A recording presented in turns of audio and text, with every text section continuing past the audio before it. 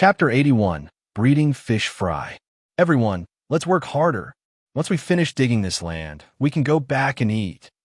In the fields, Jiang Xuan was diligently using the bone plow to turn over the wasteland while calling out to the wanderers. As soon as the wanderers heard the word eat, their tired bodies were suddenly filled with energy, and their efforts increased. The soil on the wasteland was very compact, full of grass roots, tree roots, broken stones, and the like. It took a lot of effort to open it up. But for these wanderers, reclaiming wasteland for food was much better than their previous life. At least they didn't have to risk fighting wild beasts in the jungle. Thanks to Jiang Xuan and the wanderers' efforts, the Vine Tribe's farmland was slowly expanding. If everything goes smoothly, this new farmland will bring more food to the Vine Tribe. In front of the bamboo huts, Jiang Xuan drained all the water from a pond he had dug last year. A simple drain had been constructed at the base of the pond's dike with stones. It only took opening the block stones and mud to drain it. Splish splash. Jiang Xuan opened the drain, and the pond water began flowing out with a splash.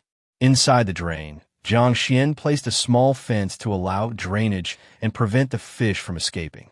Jiao and a few wanderers stood beside Jiang Xuan, each holding a basket made of vines intended to store fish. Once the pond was drained, Jiao and the wanderers entered barefoot and loaded the fish into vine baskets. Be careful with the pregnant female fish. Catch them separately and put them in the basket by the stream, while the other fish are placed in other ponds to continue growing. Got it, Jiao responded and continued catching fish with the others. Jiang Xuan carefully caught a pregnant female fish and carried it to the stream side. By the side of the stream, there was a large basket placed in a gentle flowing spot, partially submerged in water and partially above the surface. Jiang Xuan placed the female fish in the basket. It swam a couple of circles and then gradually calmed down, its gills opening and closing to absorb oxygen from the clear stream water. Jiang Xuan, Jiao, and the wanderers caught all the visible fish in the pond, eventually getting over a dozen pregnant female fish. These female fish were herbivorous and had a large number of roes in their bellies, which Jiang Xuan intended to use for breeding fish fry. That was why he cleaned out the pond, as too many miscellaneous fish would eat the roe, making it impossible to breed many fish. Chief, why do we need to raise our own fish fry? Jiao asked Jiang Xuan. In his mind, just catching fish from outside and fattening them up seemed easier. Jiang Xuan, while cleaning the pond mud, asked, Jiao, haven't you thought about how the fish in the river might decrease over time if we keep catching them? Jiao paused, unsure. Will they? Of course they will. Haven't you noticed there's been fewer fish in the stream? Jiao thought for a moment, nodding. It seems like there are indeed fewer fish. Jiang Xuan continued. This situation will worsen as our tribe's population grows, until there comes a day when we can't catch any decent fish in either the stream or the river, not even small ones. Jiang Xuan's words worried Jiao. Fish were one of the Vine Tribe's important food sources, and he couldn't imagine life without them. Then, what should we do? Jiao asked reflexively. Very simple. Jiang Xuan loaded the pond mud into a fine basket of vines, dumped it outside the dike, and said to Jiao, we raise our own fish fry, then each year release them into the pond, stream, and Feiyu River. Chief, I understand placing them in the pond, but if released into the stream and Feiyu River, won't the fish just swim away? As a tribesman, Jiao found this behavior hard to understand. Jiang Xuan laughed. Think differently. Apart from our tribe, there's no one else around catching fish. That might be true. So, both the stream and Feiyu River are essentially our big fish ponds. Those released fish fry will eventually become ours. After hearing Jiang Xuan's explanation, Jiao still didn't quite get it, but he didn't dwell on the matter further. After all, the chief was clever. Whatever he said, they just had to follow. Jiang Xuan, Jiao, and a few wanderers cleaned up the silt in the pond, removing the miscellaneous fish hidden within the mud. Fish such as loaches, eels, and snakeheads. If left in the pond, they would eat a large quantity of roe and fry. Done, Now that the water's been drained and the pond mud cleaned, we'll let it dry for 2 days and it'll be fine. Jiang Xuan went to the stream to wash his hands carefully, then instructed Jiao to cover the basket and watch over the female fish. After dealing with the fish pond, it was already noon. Time to eat. The woman in charge of cooking called out, and regardless of whether they were Vine Tribe members or wanderers, they packed up their tools, returned happily to their huts, and grabbed their bowls and chopsticks. Most of them had bamboo bowls, as the Vine Tribe had a large bamboo forest, making bamboo bowls the easiest to get. As for chopsticks, most people weren't used to using them. But without chopsticks, there would be no food, so they worked hard to learn how. Soon, a spectacular scene of over 100 people eating appeared. One by one, don't push, you won't starve. A few fierce women were responsible for serving meals to the wanderers. Though they sounded unfriendly, the wanderers smiled politely, knowing that offending them could easily lead to hunger. Several large pottery cauldrons contained various foods, including plant tubers, wild vegetable leaves, bamboo shoots, and some meat. This stew was not appetizing, but the wanderers didn't care about taste. They cared about filling their stomachs. After eating, the wanderers could have a bowl of soup. Although there weren't many added vegetables, they still competed for it since the soup had added salt and a savory taste. Before coming to the Vine Tribe, they never imagined eating salt every day. Having food and salt was a blissful thing for these wanderers. Who cared about taste? Jiang Xuan also returned to the bamboo hut to eat. His food was better than the wanderers, with more meat and better taste. He had a pottery bowl and finely polished bamboo chopsticks. Jiang Xuan filled his bowl with food, walked outside the bamboo hut, sat on a smooth stone, soaking in the sun, gazing at the scenery, and leisurely eating. This was the rare, leisurely moment of the day. Nanxing sat beside Jiang Xuan, while Qi Xiao, Go Tung, and Shiqiu had gone hunting and wouldn't return soon. As Jiang Xuan was eating, he suddenly saw a large flock of birds in the sky flying lower and lower, seemingly about to land in the Vine Tribe. Jiang Xuan immediately stood up. With his keen vision, he noticed the large birds were carrying many things on their backs, perhaps even people. Who are these people? What do they want? Jiang Xuan's heart was filled with doubt, and he watched the sky vigilantly. Chapter 82, Black Teeth Tribe. Screech. In the sky, 12 black giant birds flew in, each with a wingspan reaching more than 10 meters, which was truly astonishing. These giant birds were called black-toothed birds, a terrifying carnivorous species. On the back of the black-toothed bird flying in front, there sat a middle-aged man. He wore a strange white silk garment, very thin, akin to satin.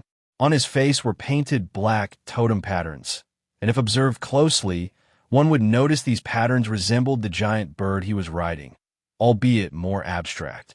Beside the totem patterns, there were 3 horizontal stripes of different colors, indicating he was a powerful 3-color warrior. This middle-aged man was named Wu Yu, from the Black Teeth Tribe.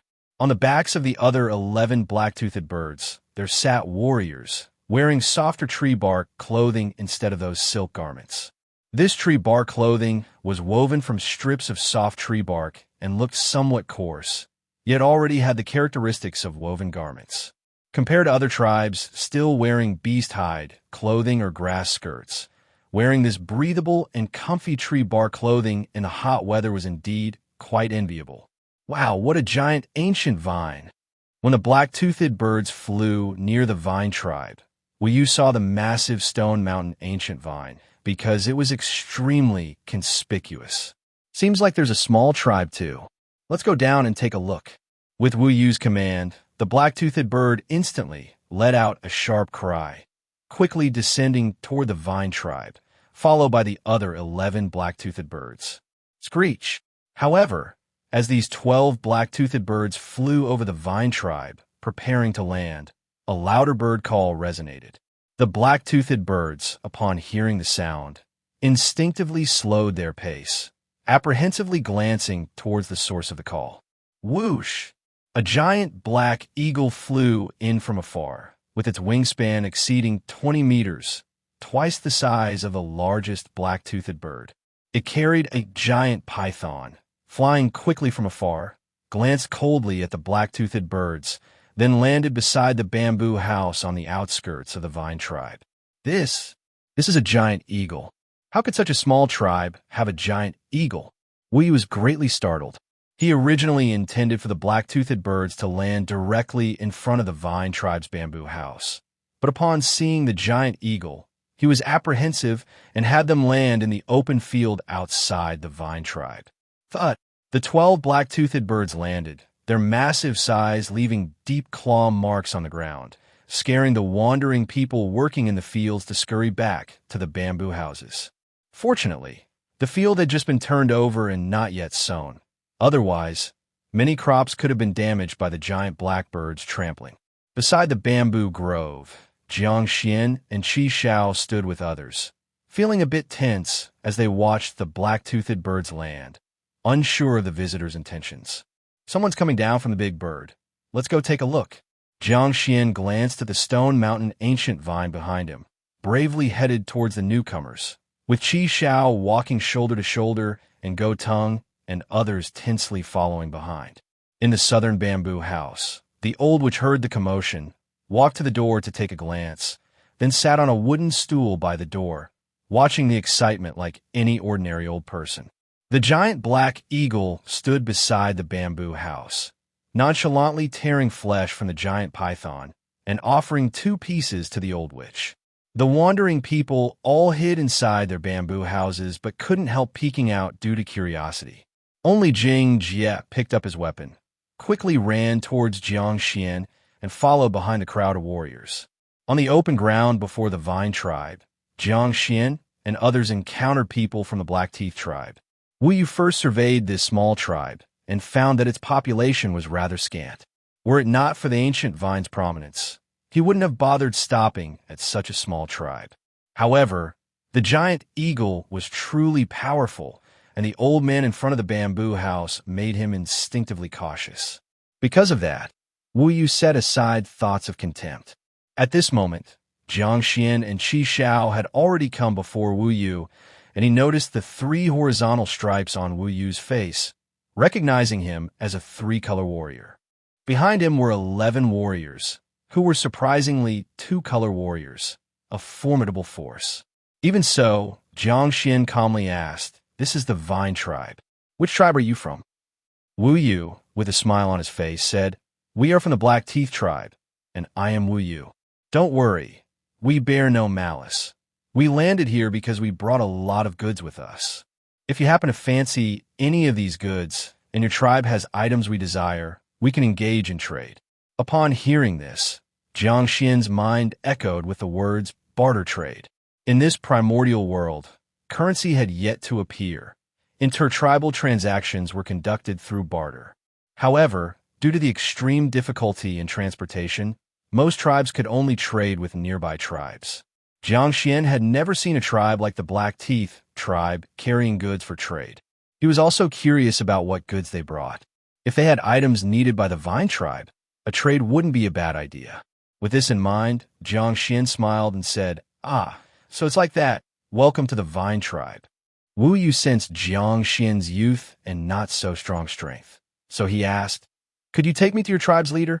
Jiang Xuan responded, "I am the leader of the Vine tribe, Xuan." He pointed at Qi Xiao beside him. "This is our tribe's witch." "Are you kidding?" Wu was incredulous because he had never seen such a young tribe leader, much less a witch at such a youthful age. But upon seeing the people behind Jiang Xuan all behaving casually, it seemed unlikely they were lying. In the end, Wu could only helplessly sigh internally. This tribe is too weak. Even their leader is merely a 2-color warrior. What good things could they have? At this time, Jiang Xuan also noticed the silk garment on Wu, a discovery that greatly shocked him. Could the Black-Teeth tribe have mastered the skill of weaving fabrics? Judging by the fineness of the silk garment, the weaving technology must have reached an unimaginable level. Seeing Jiang Xuan staring at his clothes, Wu straightened his posture and said confidently, "This is spider silk clothing, traded from the distant spider tribe, extremely precious. If Chief Xian likes it, you'll need to offer something equally valuable to make trade. So it's spider silk clothing. Jiang Xuan suddenly realized he had mistaken this primordial world for having advanced weaving technology. It was just a misunderstanding. In this world, there were some large spiders that, when laying eggs, would use resilient and fine spider silk to weave cloth-like webs to protect the eggs. Qi Xiao had once procured such webs and used them to bandage Jiang Xuan's wounds. These webs were rare, and gathering enough to make a complete garment was even harder. Thus, Wu Yu was not exaggerating when he said the spider silk clothing was extremely precious. Of course, Wu Yu did not believe the Vine tribe possessed treasures of equal value to spider silk clothing. He then pointed at the tree bark clothing worn by the Black Teeth tribe warriors. Chief Xian, this is tree bark clothing, also traded from a distant tribe. It's very comfortable to wear in hot weather.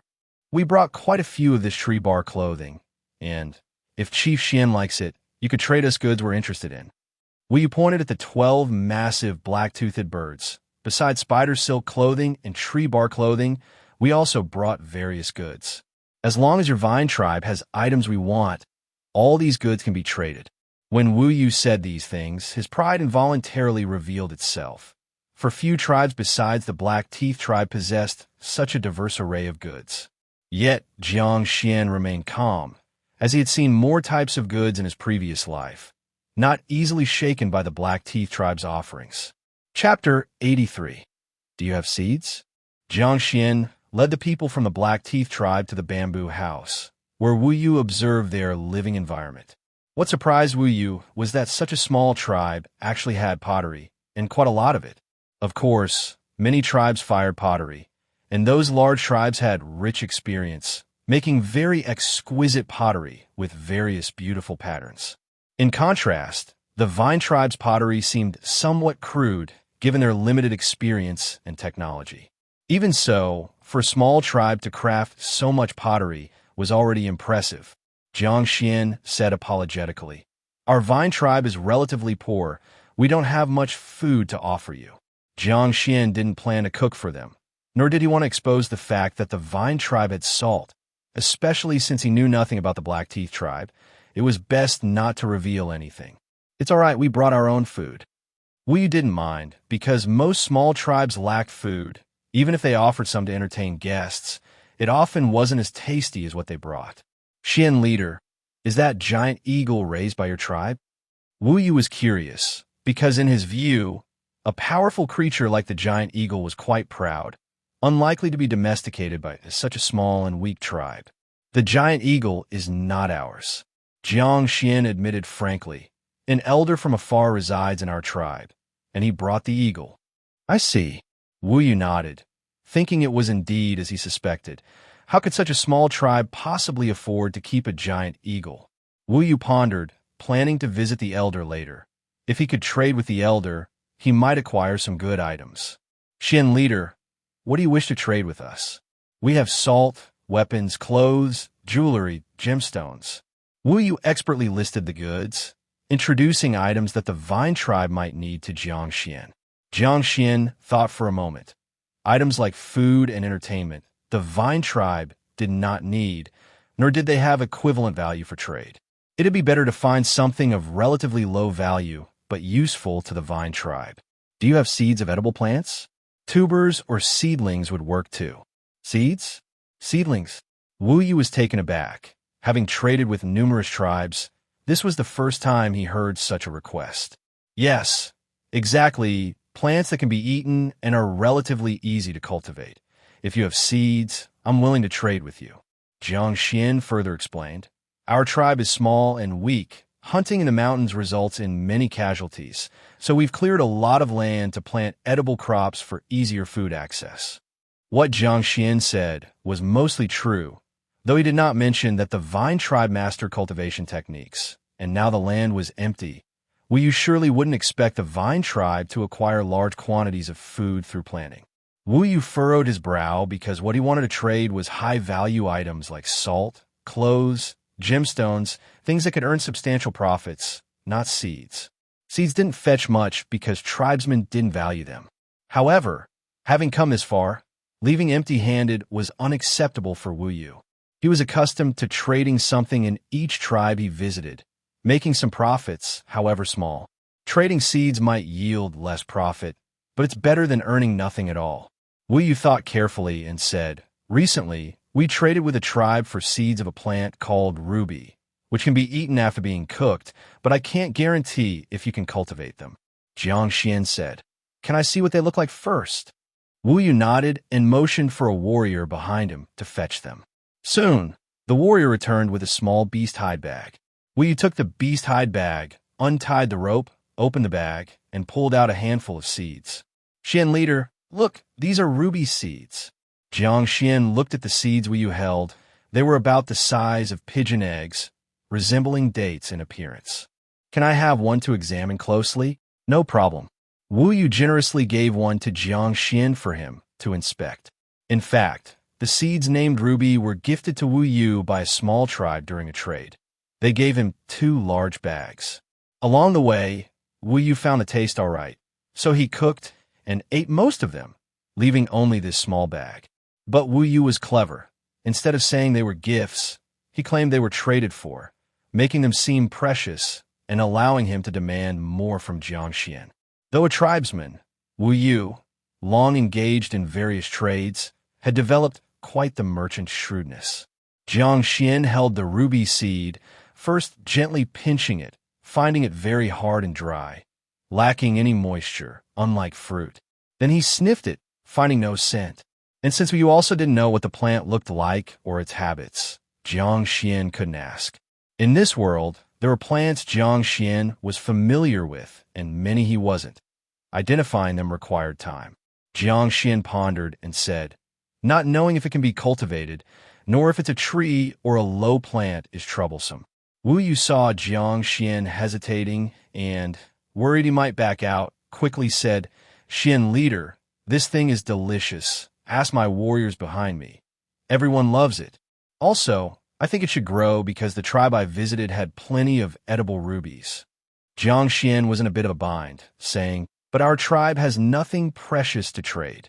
Wu Yu glanced around the bamboo house of the vine tribe and said, "We take everything, beast hides, beast teeth, beast bones, all are fine." Ultimately, Wu Yu saw the wild boar teeth hanging on the wall and pointed to a pair of large wild boar teeth, saying, "These beast teeth look good." Wu Yu approached the wall, examined the wild boar teeth condition, and said to Jiang Xuan, "If Xian leader is willing, you could trade these 3 pairs of beast teeth for the rubies." Jiang Xuan thought, "Good heavens, he wants them all." He immediately shook his head and said, No, these beast teeth were hard to come by.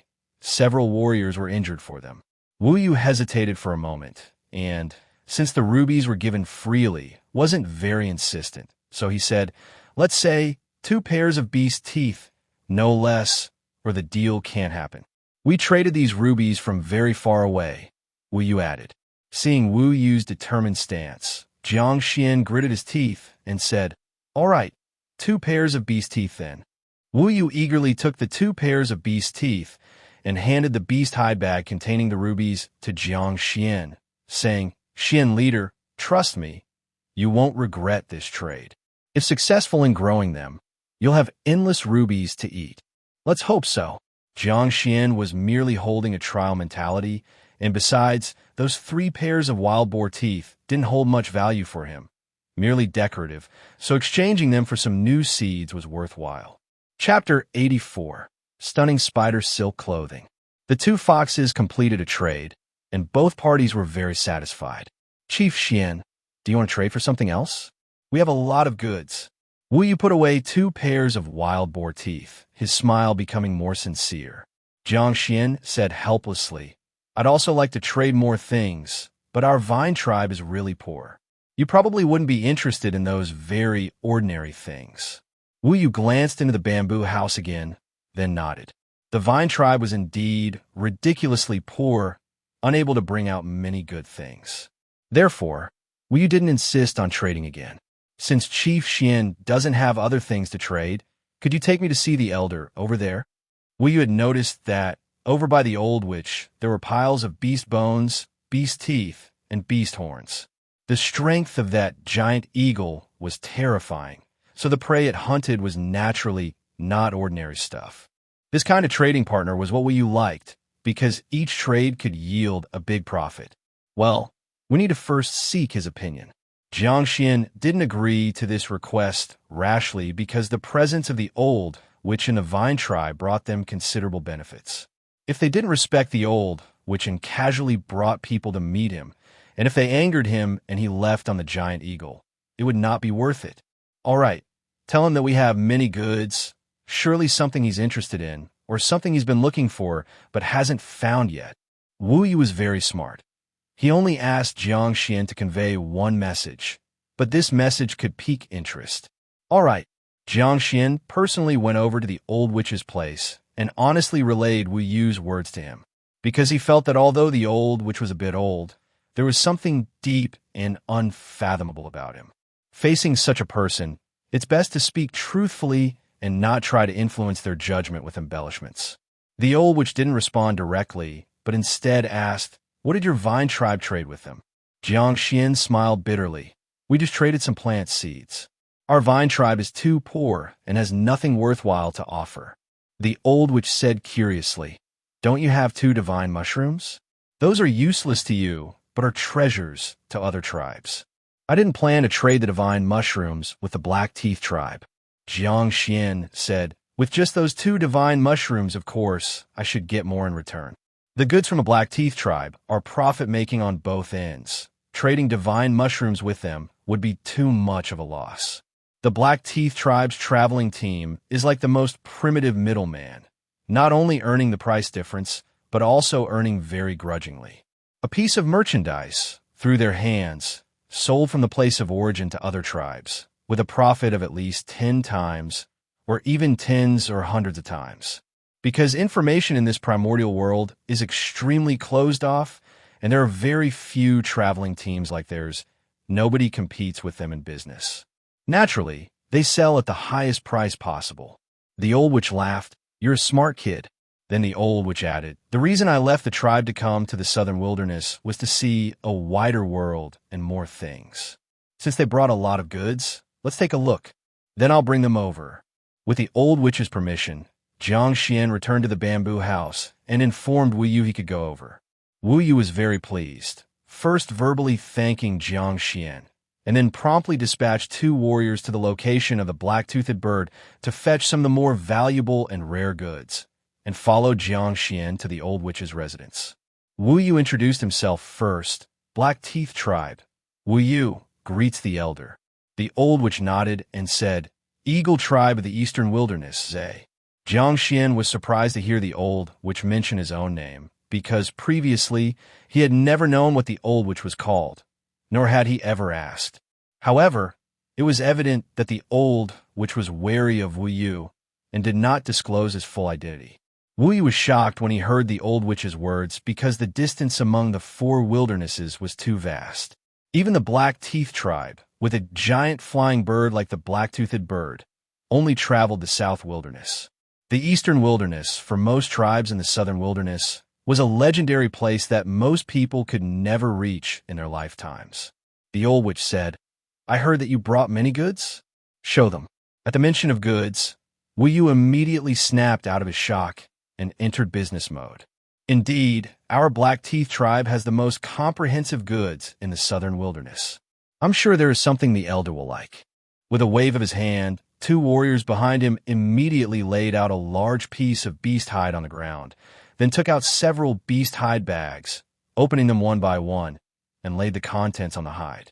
Jiang Xuan watched the Black Teeth tribe people bustling about with interest, thinking, "Isn't this just the most primitive market stall? Rather interesting." Among the goods Wu brought out was a brand new piece of spider silk clothing and various tribal treasures like gemstones and bone ornaments. In addition, there were exquisite weapons, some rare herbs, and fruits of magical plants. Wu focused on promoting the piece of spider silk clothing because it was relatively expensive. "Look here, elder, this is spider silk clothing produced by the spider tribe of the southern wilderness. It's exquisite and lightweight. With hot weather approaching, wearing such spider silk clothing will surely be incredibly comfortable." Chapter 85. Stunning Spider Silk Clothing 2. The spider silk clothing is not only comfortable to wear, but also incredibly tough. A regular stone knife can't cut through it. If you don't believe me, take a look. Wu Yu instructed the two warriors to stretch out the piece of spider silk clothing. Then he pulled out a stone knife he carried with him and vigorously chopped and slashed at the spider silk clothing. An astonishing scene unfolded. The spider silk clothing remained completely intact under such violent destruction, without even a single scratch. Jiang Xuan suddenly recalled an intriguing article he read in his previous life. Spider silk of the same volume is tougher than steel wire, and could even be used to make bulletproof vests. Jiang Xuan sighed inwardly. This thing is equivalent to a personal soft armor. If only I could get one for protection. Of course, he could only think about it. The spider silk clothing is too expensive, unless he takes out those two divine mushrooms. Otherwise, he truly doesn't have anything of equal value to trade with Wu Yu. Even the usually calm old, which showed some noticeable interest when he saw the spider silk clothing displayed by Wu Yu. How do we trade? Old Witch inquired. Wu Yu flashed a bright smile and said, the spider silk clothing is incredibly precious.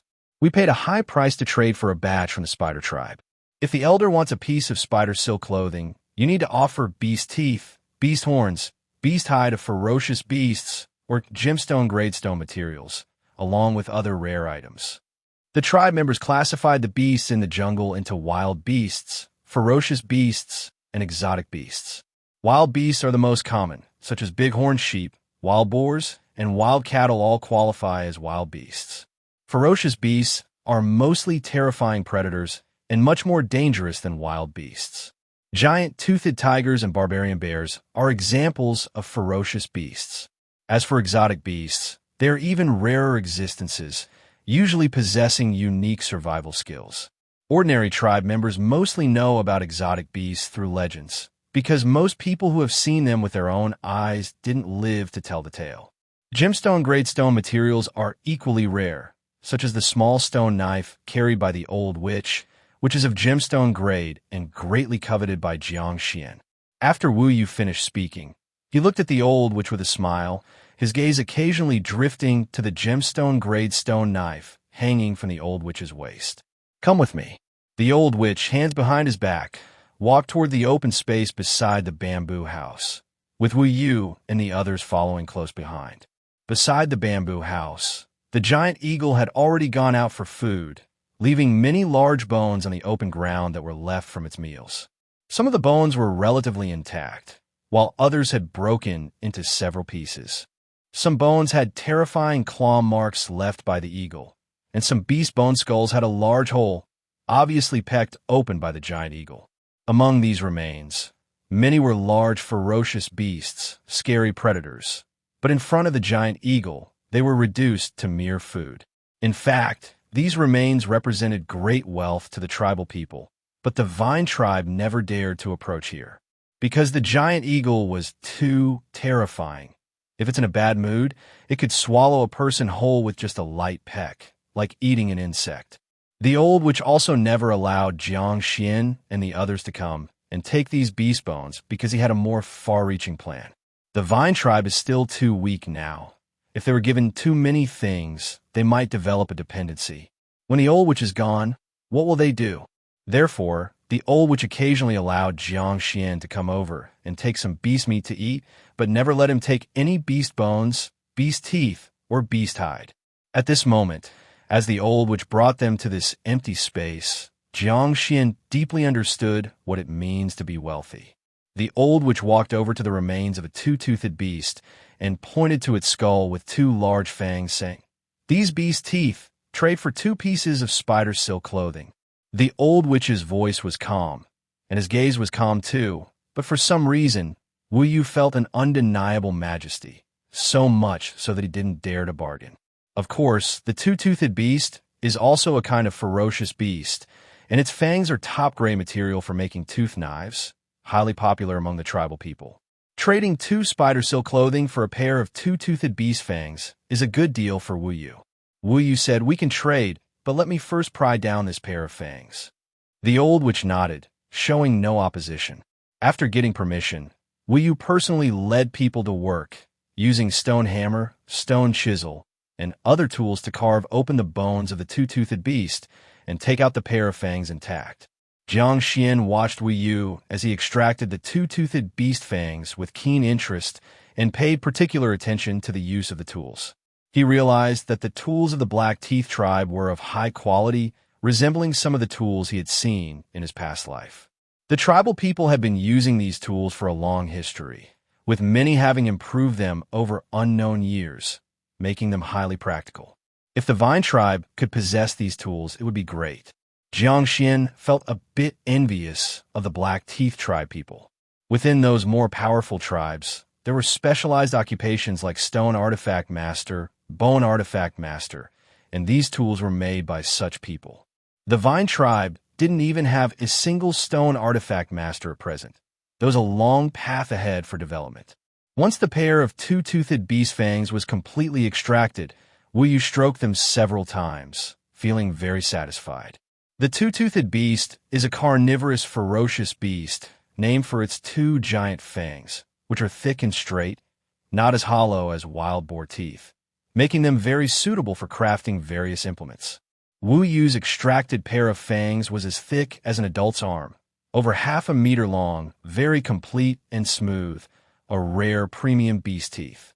Wu Yu already calculated in his mind how many resources he could get by taking this pair of fangs to the bone artifact master and processing them into tooth knives, then selling them to those major tribes. Although there was no haggling and he had to manually extract the beast teeth, because he profited from this trade, Wu Yu was quite happy. Wu Yu respectfully said, "Elder, the beast teeth have been extracted. You can go and choose 2 pieces of spider silk clothing that you like." The old witch nodded and returned to the front of the bamboo house to choose 2 pieces from 7 or 8 spider silk clothing, completing the transaction. "Elder, we have many other goods." After completing the first transaction, Wu Yu warmly introduced other goods to the old witch. The old witch showed little interest in the weapons, gemstones, and exquisite ornaments. However, he was quite interested in some of the rare herbs brought by the Black Teeth tribe and selected some that were relatively rare and useful. For this, the old witch led Wu Yu to choose 2 additional pairs of beast teeth and several pieces of beast bone. Wu Yu's face was beaming with smiles. Although the old witch didn't bargain and was quite assertive, they still made a hefty profit from these transactions. When all the transactions were concluded, Wu Yu specifically gave some practical but not very valuable gifts to the old witch, hoping that during their next visit, they could continue trading with him. The old witch accepted those gifts with ease, but didn't commit to another transaction, because he himself didn't know how much longer he would live or if he could wait for the next transaction. Once all the trades were done, the Black Teeth tribe people rested briefly, ate something, then rode their 12 black-toothed birds and set off again. They were heading to the next tribe to continue trading until they acquired enough resources to return to the Black Teeth tribe. After the Black Teeth tribe people left, the old witch summoned Jiang Xuan and Qi Xiao into the bamboo house. "You both were these 2 pieces of spider silk clothing." The old witch handed the 2 pieces of spider silk clothing to Jiang Xuan and Qi Xiao without a second thought, despite their value. This is too precious." Jiang Xuan was shocked. He had never expected the old witch would give both pieces of spider silk clothing to them. If that's the case, wouldn't he himself have none? Or perhaps he had decided the deal with Wu Yu for the spider silk clothing was prepared just for them. Qi Xiao was also a little confused, clearly aware of the value of spider silk clothing. The old witch said, "Take it. To me, these things are nothing, but they are very important to you. With spider silk clothing, you won't easily get injured while hunting in the future, and it might even save your life at a critical moment. Consider it the reward for staying in your tribe for so long." Under the old witch's insistence, Jiang Xuan and Qi Xiao could only accept the spider silk clothing, and Jiang Xuan keenly sensed that the old witch seemed to have a new plan. He might be planning to leave the Vine tribe. Chapter 86. The old witch left. In the bamboo house, the old witch was packing things. He had many things, but most of them were herbs, beast hides, paints, and some commonly used utensils and tools. The old witch meticulously sorted everything into the beast hide bags, tying each bag neatly and placing them aside. After doing all this, he sat by the fire pit, looking at the familiar room, then at the flickering flames. After a long time, the old witch sighed and said, "As one grows old, one becomes less decisive. I've hardly lived here long, yet I feel a bit reluctant to leave. If you're reluctant, then don't go." At that moment, Jiang Xuan and Qi Xiao walked in together from the doorway. Jiang Xuan first looked around the tidied house, and then at the old witch sitting by the fire pit. He internally sighed, knowing the old witch was determined to leave. The old witch looked up at Jiang Xuan and said, "I originally planned to spend my remaining years here. It's not like I have many left to live anyway." "Why did you change your mind?" Jiang Xuan asked, puzzled. "Because in the trade goods from the Black Teeth tribe, I saw many things I had never seen or even heard of before. I've told you before, the reason I left the tribe at my age was to see a broader world and experience more things." The old witch looked at Jiang Xuan and Qi Xiao, his gaze firm, and said, "The southern wilderness is so vast. I want to see it once more." Qi Xiao clumsily tried to persuade, "But I still haven't learned the witch doctor's art." The old witch smiled kindly and said, "Child, your talent is excellent, even better than the heir I previously chose. In the future, your achievements in the witch doctor's art will surely surpass mine." The old witch carefully took out a thick bundle of beast skin scrolls from a beast hide bag he carried with him, then stood up and handed it to Qi Xiao. "In this beast skin scroll, I have recorded various healing processes and experiences. I'm giving it to you now. Remember to focus the witch power in your eyes and look closely." Qi Xiao, receiving the hefty beast skin scrolls, looked a bit uneasy but didn't know what to say. "I will study hard," Qi Xiao said. She was never one to speak eloquently. She preferred to do things quietly. The old witch then told Jiang Xuan, "After I leave, the beast bones beside the house will be given to you. Keep them to craft some bone tools or trade for useful things." How can I accept this?" Upon hearing this, Jiang Xuan felt like a windfall had landed on him. One must know that those beast bones were a huge treasure for the tribe's people. The old witch easily traded a little for 2 precious spider silk garments and some rare herbs from the Black Teeth tribe. The old witch laughed and scolded, "Stop pretending. Do I not know you? You must be overjoyed inside, right?" Being exposed, Jiang Xuan did not feel embarrassed and only smiled at the old witch. The old witch took another look at the bamboo house where he had lived for a while, then picked up 2 beast hide bags and said, "I should be going. Let me help you with that." Jiang Xuan snatched the beast hide bags from the old witch's hands and helped carry them outside. Qi Xiao also helped carry 2 beast hide bags, her mood a bit low. They walked to the open space beside the bamboo house, where the black giant eagle was already squatting on the ground, waiting. The old witch called out, and the black giant eagle immediately lowered its body to the lowest and stretched out one wing at an angle, touching the ground. Jiang Xuan, summoning his courage, climbed onto the giant eagle's wing and securely tied the old witch's beast hide bags to a leather strap on the eagle's back. Qi Xiao also brought up other beast hide bags and tied them to the eagle's back strap. Afterward, Jiang Xuan and Qi Xiao returned to the ground. The old witch looked around for a long time, then resolutely climbed onto the giant eagle's back and sat down. The old witch turned his head, ready to leave. Jiang Xuan shouted, "Old witch, will you come back?" It was the first time Jiang Xuan directly called him Old Witch. This term was a respectful title for the tribe people. "If I live long enough, I should come back. I hope by then, your vine tribe has grown stronger." Jiang Xuan shouted again, "All right, it's settled then. You must come back." The old witch smiled and nodded, but even he didn't know how long he would live or where he might end up dying. "I'm off." The old witch patted the giant eagle's neck, and the eagle immediately flapped its wings, sprinted forward a short distance, then soared into the sky. Chirp! The giant eagle circled several times above the vine tribe, flew higher and higher, then headed south. The old witch has left. Qi Xiao hugged the thick beast skin scrolls, feeling a bit down and at a loss. Yes, who knows when he'll come back. Jiang Xuan looked back at the empty bamboo house, also feeling a bit out of place. Perhaps it was because he knew few people in this world, making every familiar person very important. The two stood there for a long time until even the eagle's shadow disappeared, then finally turned their gaze away. They slowly walked back to the side of the bamboo grove, not speaking much along the way. At night, Go Tung, Shi Qiu, and Nan Xing returned from hunting and felt the melancholy of the old witch leaving as well. Nan Xing caressed the bone whistle calibrated by the old witch and murmured, "How could he just leave?"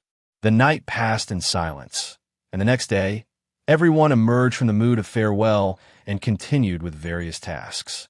Due to the harsh environment and difficult living conditions, there wasn't much time for emotional indulgence. Since Qi Xiao began learning the witch doctor's art, the tools and herbs she used had increased, and the small room could no longer contain them. Jiang Xuan and Qi Xiao discussed, and then led people at the foot of the stone mountain, spending a few days to build her a brand new bamboo house by the small stream, not far from the altar, also giving her a courtyard. Subsequently, Jiang Xuan led people to move all of Qi Xiao's belongings into the new bamboo house and equipped her with all the necessary tools. Moreover, this brand new bamboo house had a bath and toilet. Jiang Xuan even used broken bamboo as water pipes to channel the stream water into her courtyard. From this day on, Qi Xiao began to live alone. Additionally, to give her more time to study the things related to the witch, Jiang Xuan agreed after discussion that she no longer needed to lead hunting teams. Qi Xiao had no objection to this. She needed plenty of time to research the witch doctor's art and visually record major events in the tribe through drawings. Inside the brand new bamboo house, Qi Xiao stood in front of a heavy table, unfolding the beast skin scrolls given by the old witch. This beast skin scroll had no characters but was densely packed with many small drawings. At first glance, they seemed abstract, making it difficult to discern the specifics. However, when Qi Xiao focused the witch power in her eyes and carefully observed as the old witch instructed, the small drawings began to change. They seemed to come alive, quickly wriggling, transforming into concrete images with sound and visuals, just like watching a movie, embedding various knowledge into Qi Xiao's mind. This was the method of witch inheritance. For those without witch power, even possessing this beast skin scroll would be useless because they simply couldn't understand it. Chapter 87. Red Crystal Rice. Chirp, chirp, chirp. Near the pond of the vine tribe, a thumb-sized bug flew while chirping joyfully. But when it reached above a red flower, ready to sip the nectar, suddenly two leaf blades resembling palms underneath the flower clapped upwards. Snap!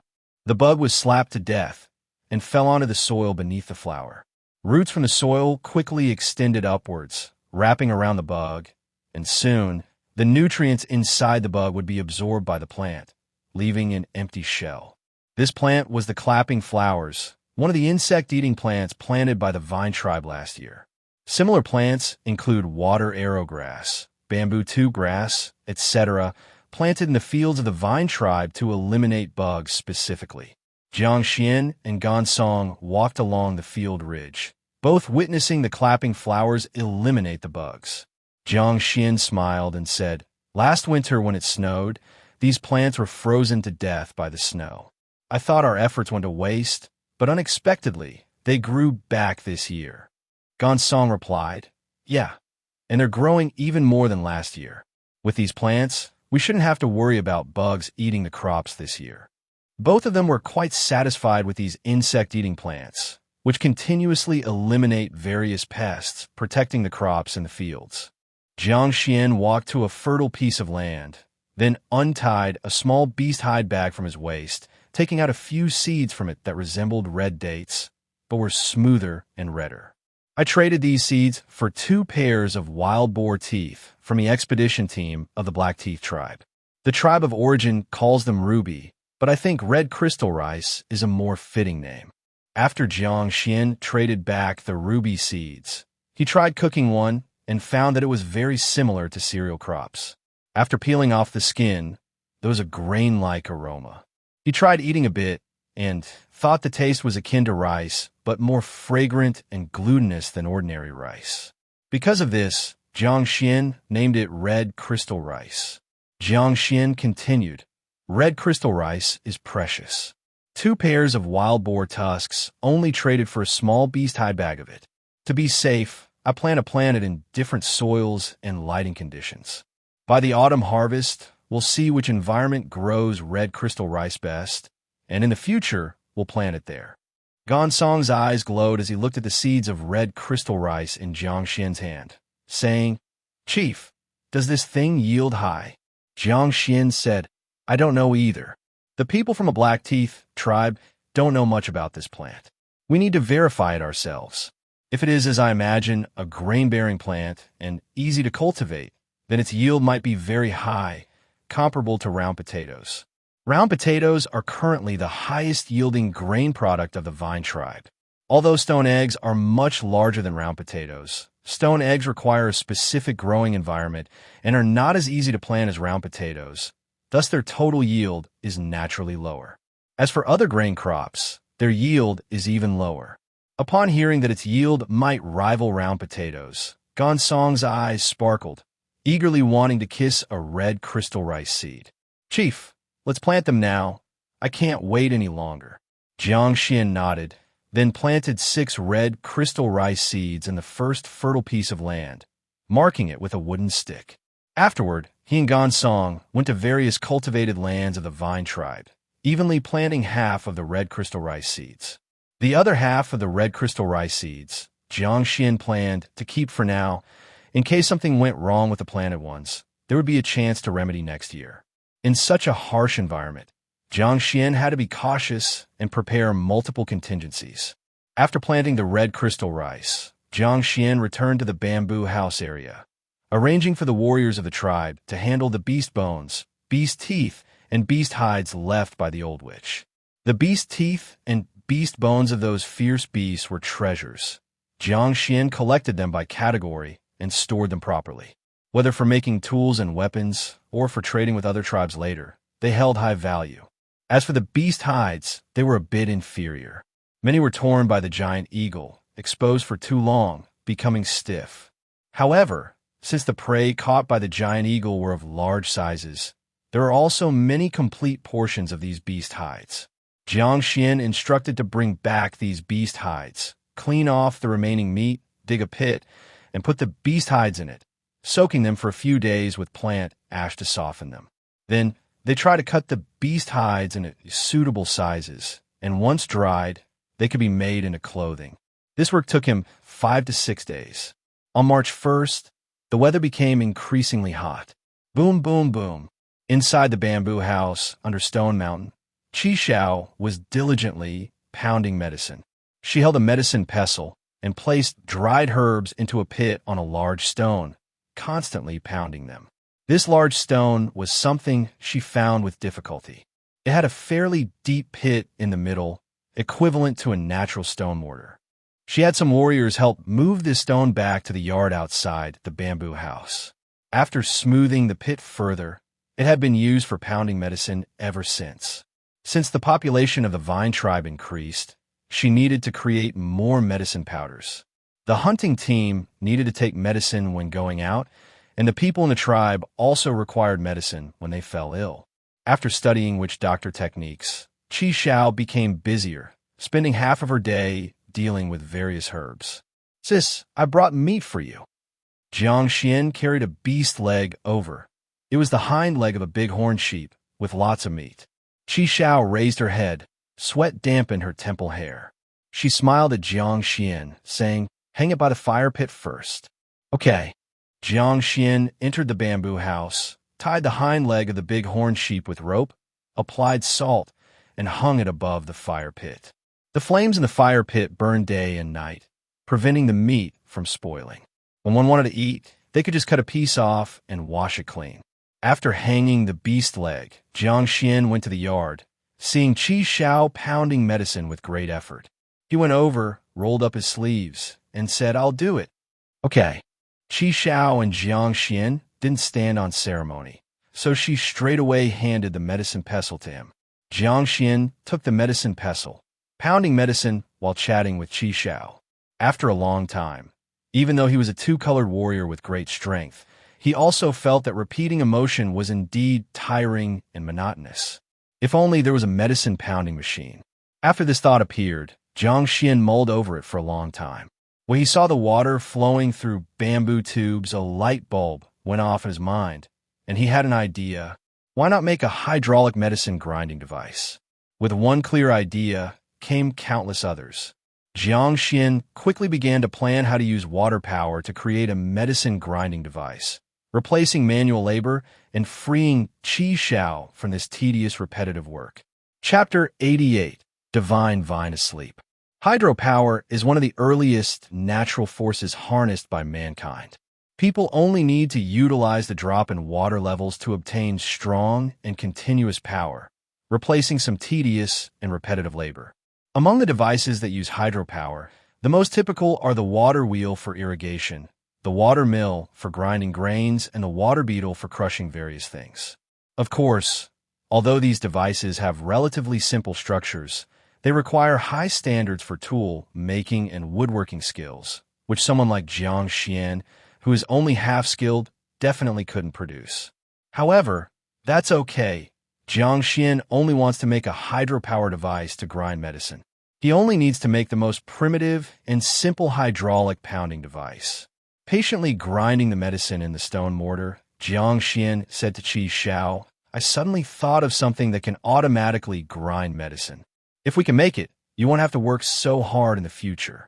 Qi Xiao asked curiously, "Really? What does it look like?" Jiang Xuan casually picked up 2 sticks and explained, "Look, we use sturdy wood as a beam, carve one end into a hollow, and attach a pestle to the other end. Then I only need to prop up the middle of this wood and place the end with the hollow under a stream of water bamboo.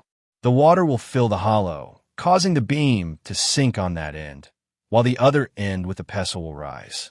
When the water automatically drains away, the hollow rises, and the pestle-bearing end descends onto the stone mortar to grind the medicine. This uses the simplest lever principle, replacing manpower with hydropower, enabling continuous medicine grinding day and night. In fact, it's not just for grinding medicine.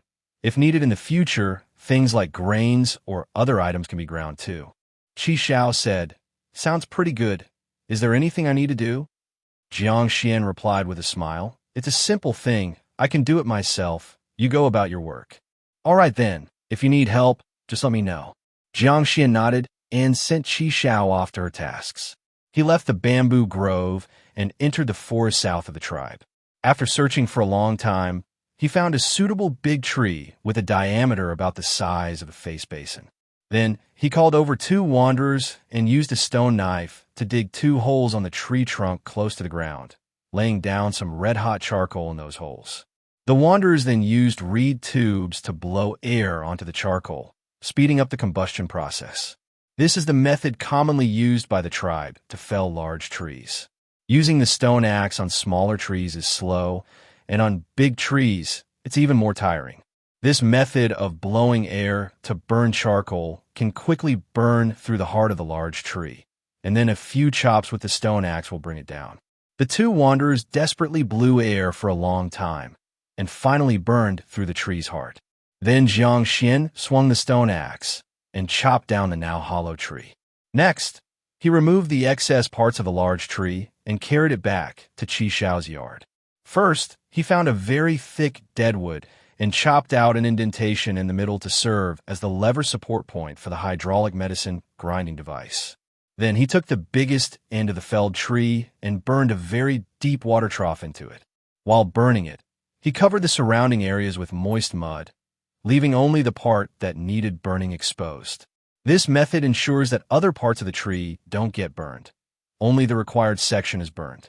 After burning the water trough, he carved a small hollow in the thinner part of the tree, placed charcoal inside, blew vigorously with a reed tube, and burned out a large hole. Afterward, he found a segment of a smaller trunk and used the stone axe to carve it into a pestle shape and embedded it into the tree hole. He then gathered a lot of resin, heated it into liquid state with a pottery jar, added ash, and mixed them together to make adhesive, and poured it into the hole connecting the wood pestle and the tree, bonding the 2 firmly together. Finally, he placed the tree with the water trough and the wood pestle onto the supporting stump, with the end carrying the pestle longer and the end with the water trough shorter. After continuous adjustments, Jiang Xuan found the most suitable support point and carved out an indentation at that position, making it interlock with the support point's indentation, thus preventing displacement. Jiang Xuan also brought over the large stone that Qi Xiao used for grinding medicine and placed the wood pestle into the stone mortar. Finally, he positioned a bamboo tube above the water trough, and a primitive and simple hydraulic medicine grinding device was complete. Splash! Water from the bamboo tube filled the water trough, causing the trough to sink due to gravity, while the end carrying the wood pestle rose. As the water trough descended to a certain point, the water naturally flowed away, lightening the weight, allowing the trough to rise again, and the wood pestle end to heavily drop onto the stone mortar. Bang! Bang! Bang!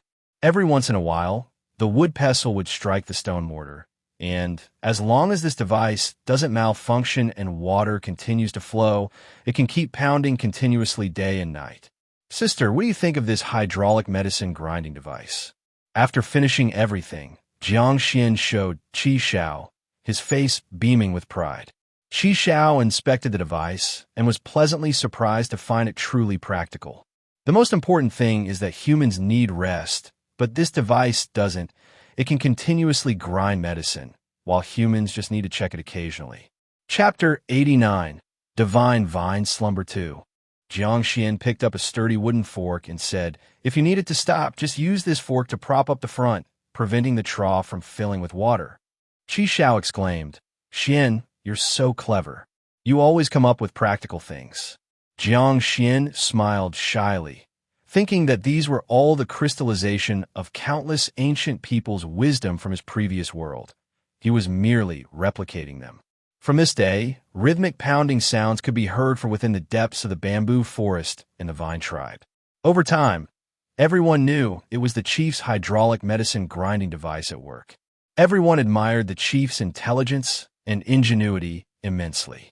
In the following days, Jiang Xuan led people to lay out many bamboo tubes with open joints, bringing the stream's water to the front of every bamboo dwelling. This way, whether cooking or washing things, it became very convenient, with no need to run to the creek side anymore. Days went by, one after another. Boom! On the morning of March 15th, when the rising sun shone on Stone Mountain, an enormous ancient vine suddenly burst forth with endless green light, emitting a terrifying life force in waves. Every creature in the Vine tribe and the surrounding mountains felt a chill in their hearts at this moment. What happened to the Vine God? Jiang Xuan hurried to the altar, where many had already gathered, with Qi Xiao standing at the forefront. Qi Xiao closed her eyes, with a mysterious energy fluctuation on her, which Jiang Xuan knew was witch power. After a long time, Qi Xiao opened her eyes, looked at the giant vine coiling around Stone Mountain, and said excitedly, "The Vine God told me it has absorbed the tribe members' power of faith and is about to break through." About to break through? Jiang Xuan felt very delighted hearing this. From the current situation, the stronger the divine vine, the safer the tribe, and the stronger the tribal warriors would be. He had heard from the old which that the totem gods are divided into 3 types: small tribe totem god, medium tribe totem god, and great tribe totem god. This divine vine strength was equivalent to a small tribe totem god's level. Yet, it was now on the verge of breaking through. This also meant, if all went well, the Vine tribe would possess a totem god as powerful as one of the medium tribe. If tribes whose totem gods have long ceased existed got wind of this, they'd likely go mad with envy. However, the Vine god also told me it will sleep for a period to accumulate more strength, and during this time, it won't be able to protect the tribe. Qi Xiao looked at Jiang Xuan and said, "During the Vine god's sleep, we will have to face the outside dangers on our own." Upon hearing this, Jiang Xuan suppressed his excitement a bit and said, "Let the Vine god focuses on breaking through. During this time, we'll stay close to the tribe to ensure its safety." Now, it was nearing summer, with plenty of food available, and the Vine tribe lay beside a river, quietly developing while waiting for the divine vine to break through. Qi Xiao nodded and then closed her eyes, relaying Jiang Xuan's words to the divine vine. Boom! On Stone Mountain, the divine vine emitted even more dazzling green light, with all its branches becoming crystalline and translucent like jade carvings. The overwhelming life force roared, causing many creatures around the vine tribe to prostrate on the ground, trembling in fear. Not long after, the green divine light gradually withdrew, the branches of the giant vine returned to normal, and that terrifying aura slowly dissipated. Qi Shao opened her eyes and said, "The divine vine has begun to sleep." Jiang Xuan dispersed the crowd and instructed all tribespeople to keep it strictly confidential, not even revealing it to the wanderers who had been living in the vine tribe for some time. As the crowd dispersed, Jiang Xuan's excitement gradually calmed down. He said to Qi Shao, "The vine god's breakthrough is a good thing, but with the old witch gone and the vine god now asleep, from today onwards, we can only rely on ourselves." Qi Shao nodded, feeling a heavy sense of pressure. During this period, let's be as cautious and prudent as possible. As long as the vine god successfully breaks through, everything will improve. The two then discussed hunting matters before returning to their bamboo huts.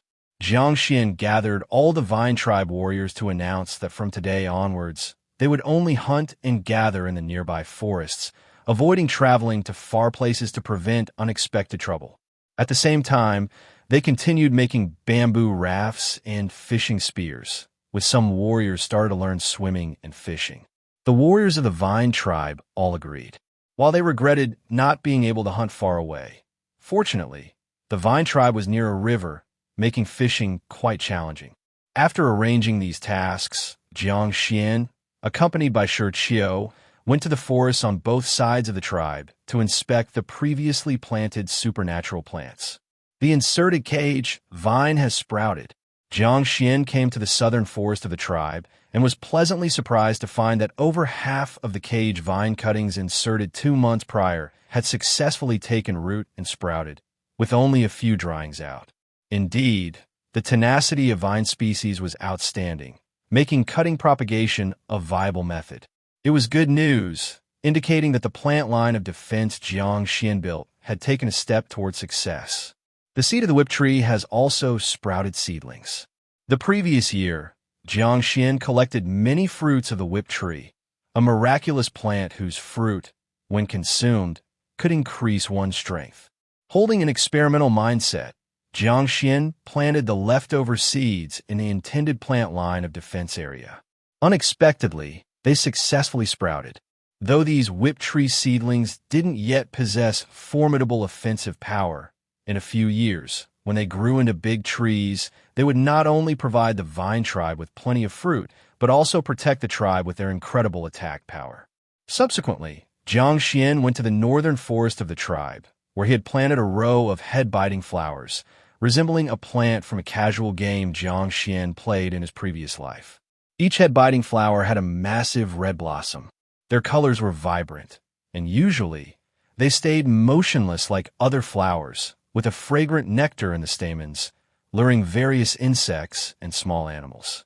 However, when these bugs or small animals tried to eat the nectar, the head-biting flower would suddenly transform into a huge mouth, killing and digesting these greedy intruders. It said that once a tribesman got too close to such a giant flower and lost his head to a bite, hence its ferocious name. This miraculous plant was also found by Jiang Xuan during a hunt, and he transplanted some seedlings, which had now mostly survived. Of course, not all supernatural plants were successfully transplanted. Some were hard to keep alive, and they withered shortly after transplanting, possibly due to not adapting to the environment. Peaceful days always pass quickly, and before long, half a month had gone by. At the beginning of April, the weather began to heat up. Everything grew wildly, and thunderstorms were frequent, marking the onset of summer in the southern wilderness. Buzz, buzz, buzz. In Thunder Mountain, south of the Vine Tribe, a swarm of bird-beaked mosquitoes was flying swiftly, followed by a mosquito tribe hunting team. After entering summer, bird-beaked mosquitoes began rapid breeding, with their numbers and attack power surpassing other seasons. Over nearly a year, the mosquito tribe had firmly established themselves in the Great Swamp. even wiping out two weaker small tribes, rapidly increasing their strength and population. The surge in bird-beaked mosquitoes and the number of tribal warriors made everything look great for the mosquito tribe, quickly fueling their ambition. The mosquito tribe's activity range was expanding, and they hadn't forgotten about the hunting team they lost near the vine tribe. So, after a period of patience, they decided to investigate the vine tribe situation again, determined to uncover the tribe's details this time and avoid being easily frightened off. Rustle.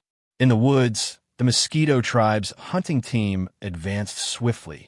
With bird-beaked mosquitoes scouting ahead, they had no fear of suddenly encountering danger. This hunting team comprised about 80 people, led by Hua Wan, a powerful three-color warrior who was both cunning and vicious. "We're nearing the tribe. Spread out and be cautious," Hua Wan ordered as they approached the vine tribe. Instantly, over 80 warriors spread out and continued to stealthily advance under the guidance of the bird-beaked mosquitoes. Chapter 90, Great Calamity Imminent. Below Stone Mountain, in the courtyard outside the bamboo house, Qi Xiao is planting herbs. Ever since the hydraulic medicine grinding device was invented, she doesn't have to spend so much time and effort pounding medicine, freeing up time to do other things. A piece of land in the courtyard has been cleared for an herbal field. All the bamboo roots, tree roots, and gravel in the soil are cleared away. Qi Xiao intends to plant some rare herbs there for easy access when needed. Suddenly, Qi Xiao feels a sense of unease, as if something big is about to happen. The old witch said that after gaining witch power, sometimes one could foresee fortune or disaster. Is there a calamity about to happen? The more Qi Xiao thinks about it, the more she senses something is wrong. She puts down the bone plow and rushes into the bamboo house. Standing by the fire pit, facing the dancing flames, she solemnly begins chanting ancient incantations.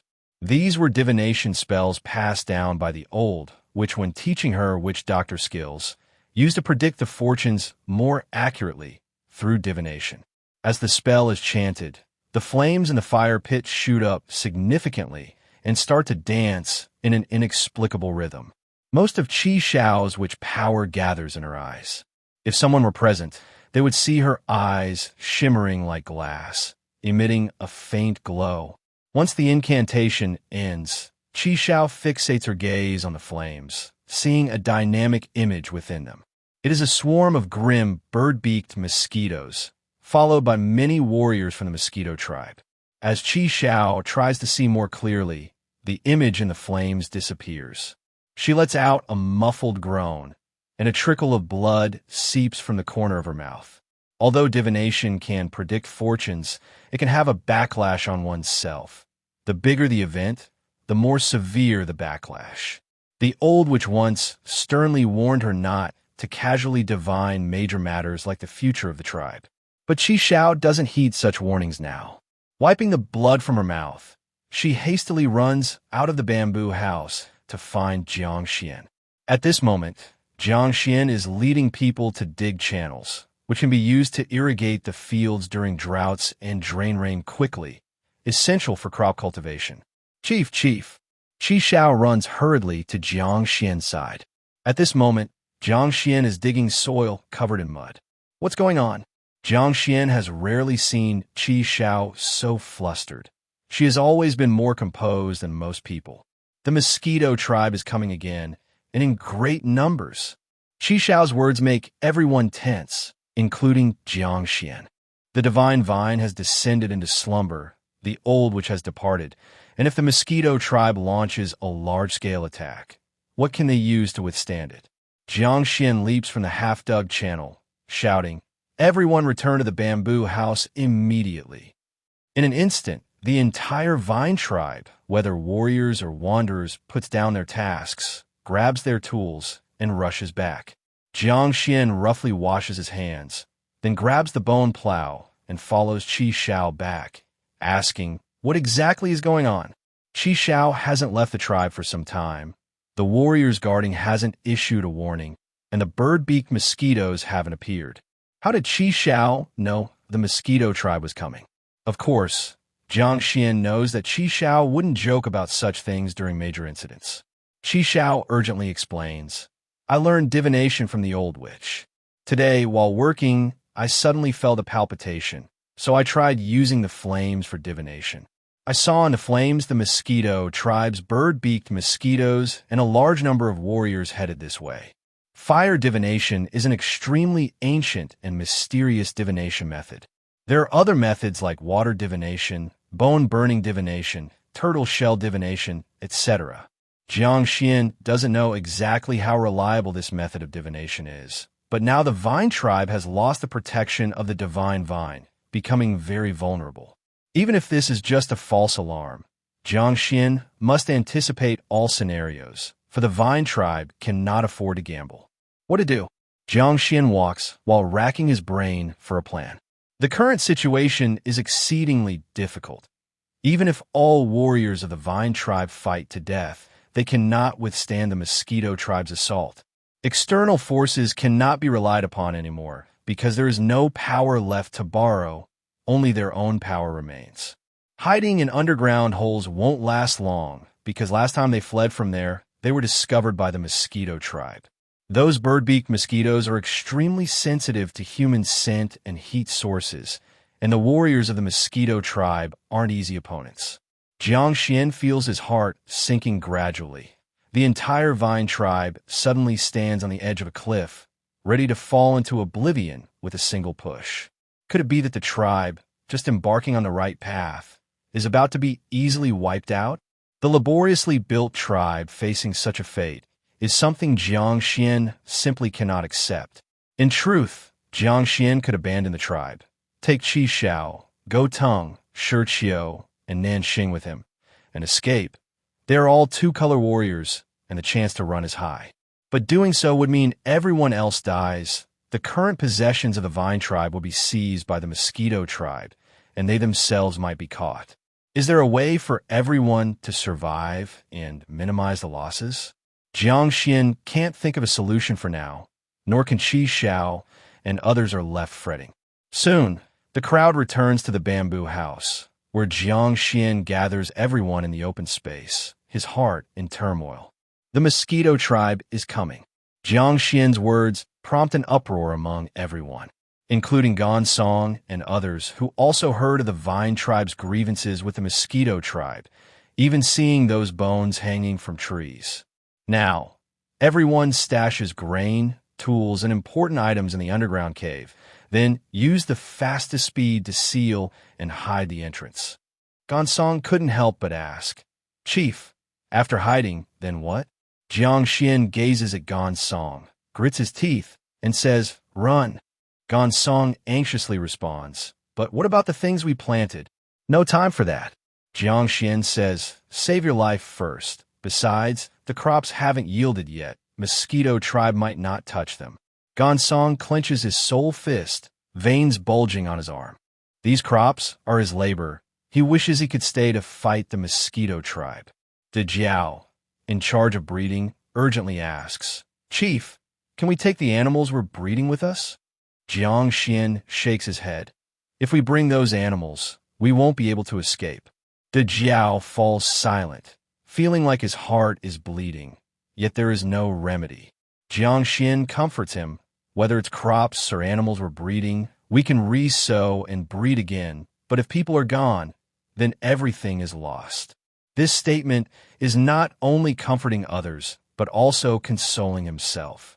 However, Jiang Xuan hasn't voiced another thought.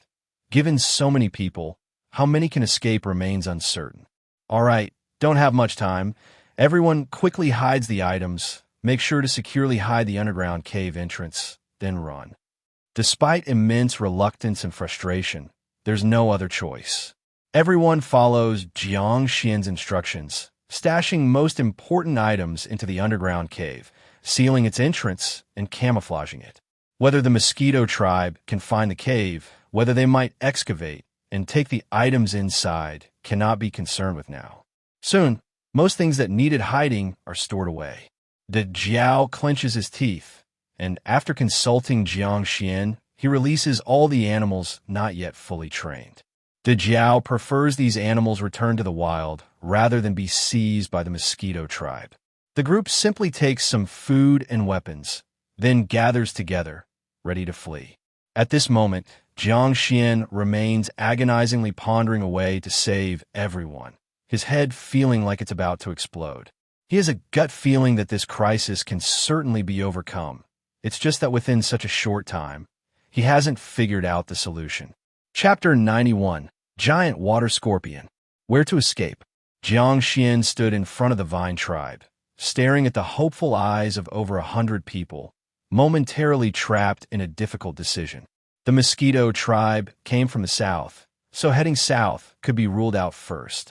If they fled north, they might encounter the even more terrifying Crow tribe, which wasn't a good option either. Behind was the Stone Mountain, in front was a river.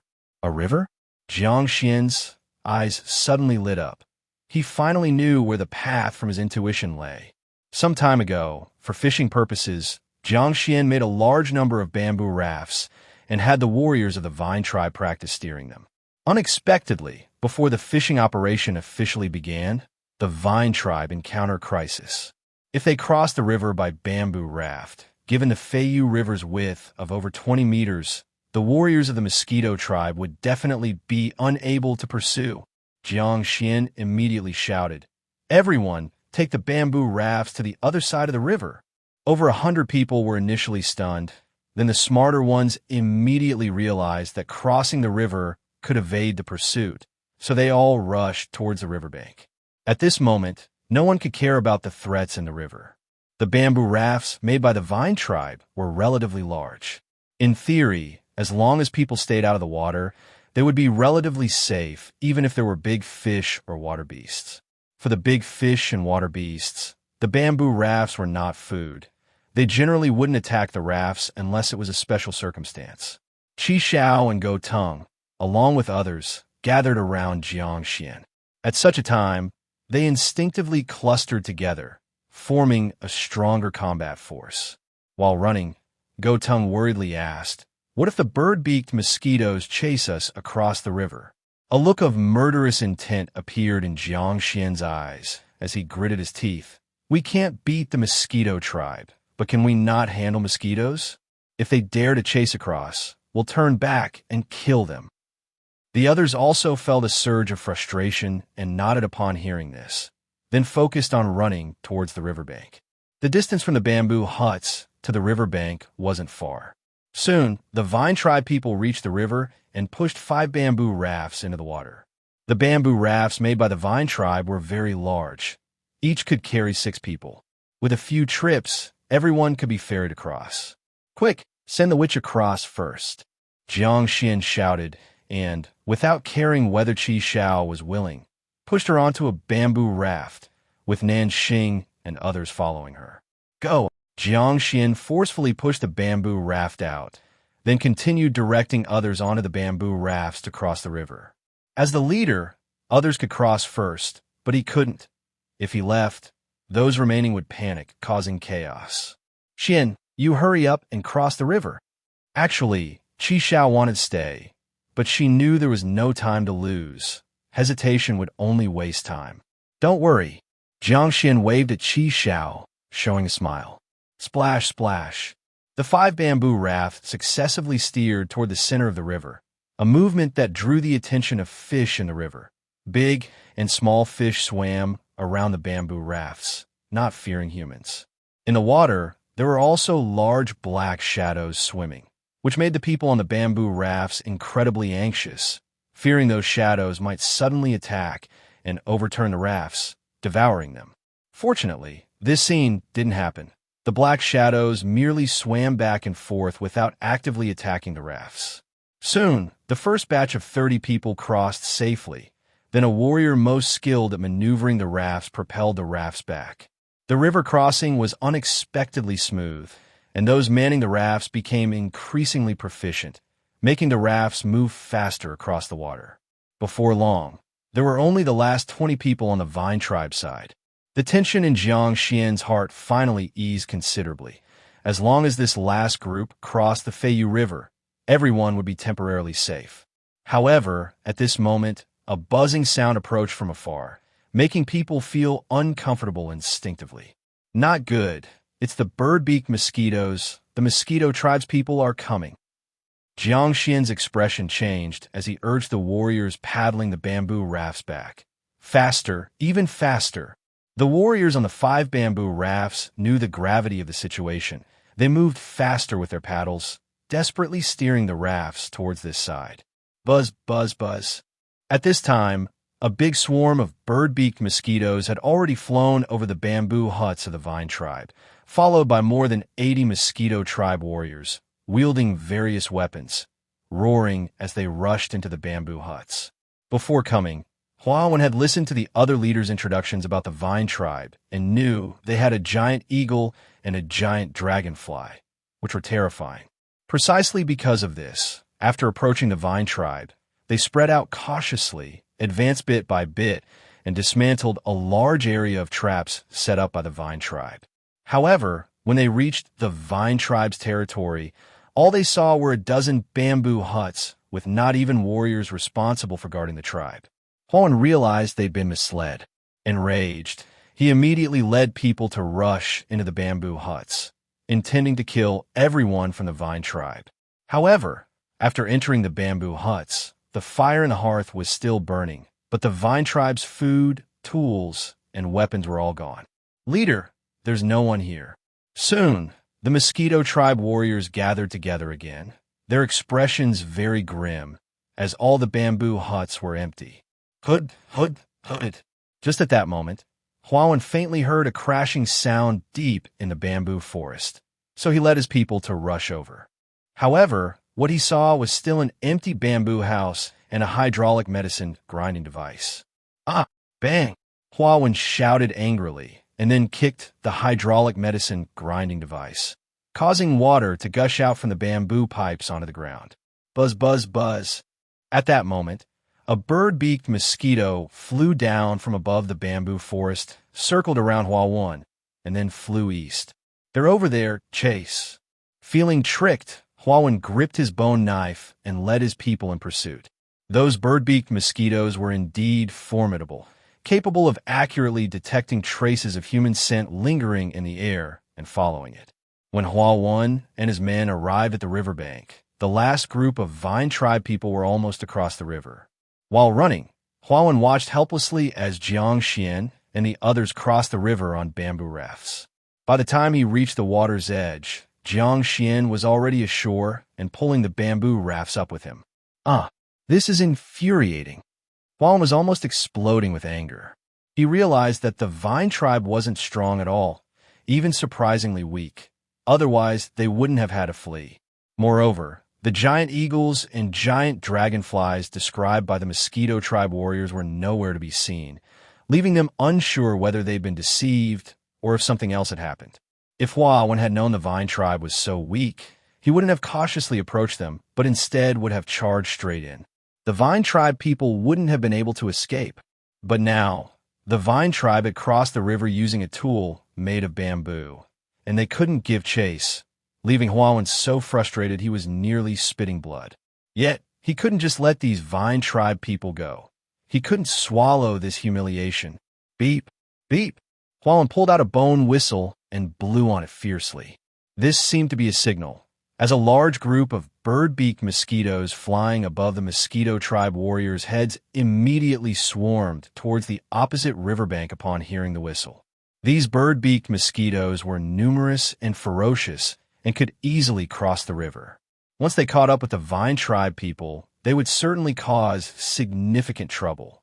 However, just as the bird-beaked mosquitoes were flying over the river, suddenly, many strange large creatures swam rapidly beneath the water, shooting out like arrows from a bow. Splash! The first giant creature burst from the water's surface, sending up a spray. Its back had small wings aiding its flight for a short distance. Then it opened its strange large mouth, catching a bird-beaked mosquito and diving back into the water. This seemed to signal something. Soon, the river surface seemed to boil as countless unusual large creatures burst forth, frantically preying on the bird-beaked mosquitoes. Bird-beaked mosquitoes weren't real birds. They didn't fly high, not even while crossing the river. Because of this, the large flock of bird-beaked mosquitoes became prey for those bizarre large creatures. What were those things? Juan was dumbfounded. The vine tribe had crossed over smoothly. So why did the bird-beaked mosquitoes encounter such dreadful large creatures when they flew over? The mosquito tribe warriors, seeing the ferocious large creatures on the river, instinctively took 2 steps back, fearing these creatures might come ashore and attack them. On the opposite bank, the vine tribe people were equally puzzled, as they had no idea what these large creatures were. Jiang Xuan observed carefully and noticed that these creatures had a dark green surface with black stripes. They had a pair of very short wings on their backs, huge eyes on their heads, frightening mandibles, 6 legs, segmented ring-like abdomens, and 3 long needle-like tails. These giant creatures were neither like fish nor like insects and were enormous, each over a meter in length. When preying on bird-beaked mosquitoes, they moved swiftly and fiercely, scattering the mosquitoes everywhere. Many were dragged into the water and became food. Jiang Xuan watched for a while and found them familiar. He exclaimed, "Could these be water scorpions?" Water scorpions, the larval stage of dragonflies, live in water and are extremely carnivorous and fierce. Ordinary water scorpions are small, don't have wings, and usually prey on various water-dwelling larvae and even small fish. But these water scorpions in the river weren't only gigantic, but also had wings on their backs, allowing them to leap out of the water and glide like flying fish for a short distance. If they hadn't resembled giant dragonflies somewhat, Jiang Xuan wouldn't have recognized what they were. Jiang Xuan glanced toward Stone Mountain. That giant dragonfly had died last winter. Could these giant water scorpions be its or its kin's offspring? For some unknown reason, Jiang Xuan suddenly felt happy. Whether it was because the bird-beaked mosquitoes could no longer pursue them, or because he saw the continuation of the giant dragonfly's life. Beep beep. Meanwhile, seeing the severe loss of the bird-beaked mosquitoes, Huan blew the bone whistle again to call them back, fearing they'd all be eaten. The surviving bird-beaked mosquitoes quickly turned back crazily upon hearing the whistle, terrified. When the bird-beaked mosquitoes flew back to the mosquito tribe warriors, the giant water scorpions on the river, having lost their targets, gradually submerged again, waiting for their next meal. As for Huan, not only did he fail to capture the vine tribe, but he also lost many bird-beaked mosquitoes, feeling his blood surge with rage, veins popping, almost spitting out old blood. Chapter 92. The Wrath of Revenge. The mosquito tribe warriors lingered irritably by the river for a long time, even venting their frustration by shooting arrows across the river. However, the vine tribe had hidden themselves well after crossing the river, and not a single arrow hit its mark. "Let's go, take everything from this damned tribe, and burn down their houses." The furious When stormed back to the vine tribe's bamboo houses with his men, only to find them empty. Even the pottery cauldrons and bowls were hidden away, leaving only some miscellaneous items. Bang! Huan punched the bamboo house's wall, breaking through it, causing the house to shake. Burn all these houses down." Infuriated, Huan stomped his feet in anger, never feeling so humiliated as he did today. Soon, the disgruntled mosquito tribe warriors started using flames from the fire pit to ignite all the vine tribe's houses. Watching the soaring flames, Huan finally felt a bit relieved. He wanted those vine tribe people to be homeless. "Chief, we found something good."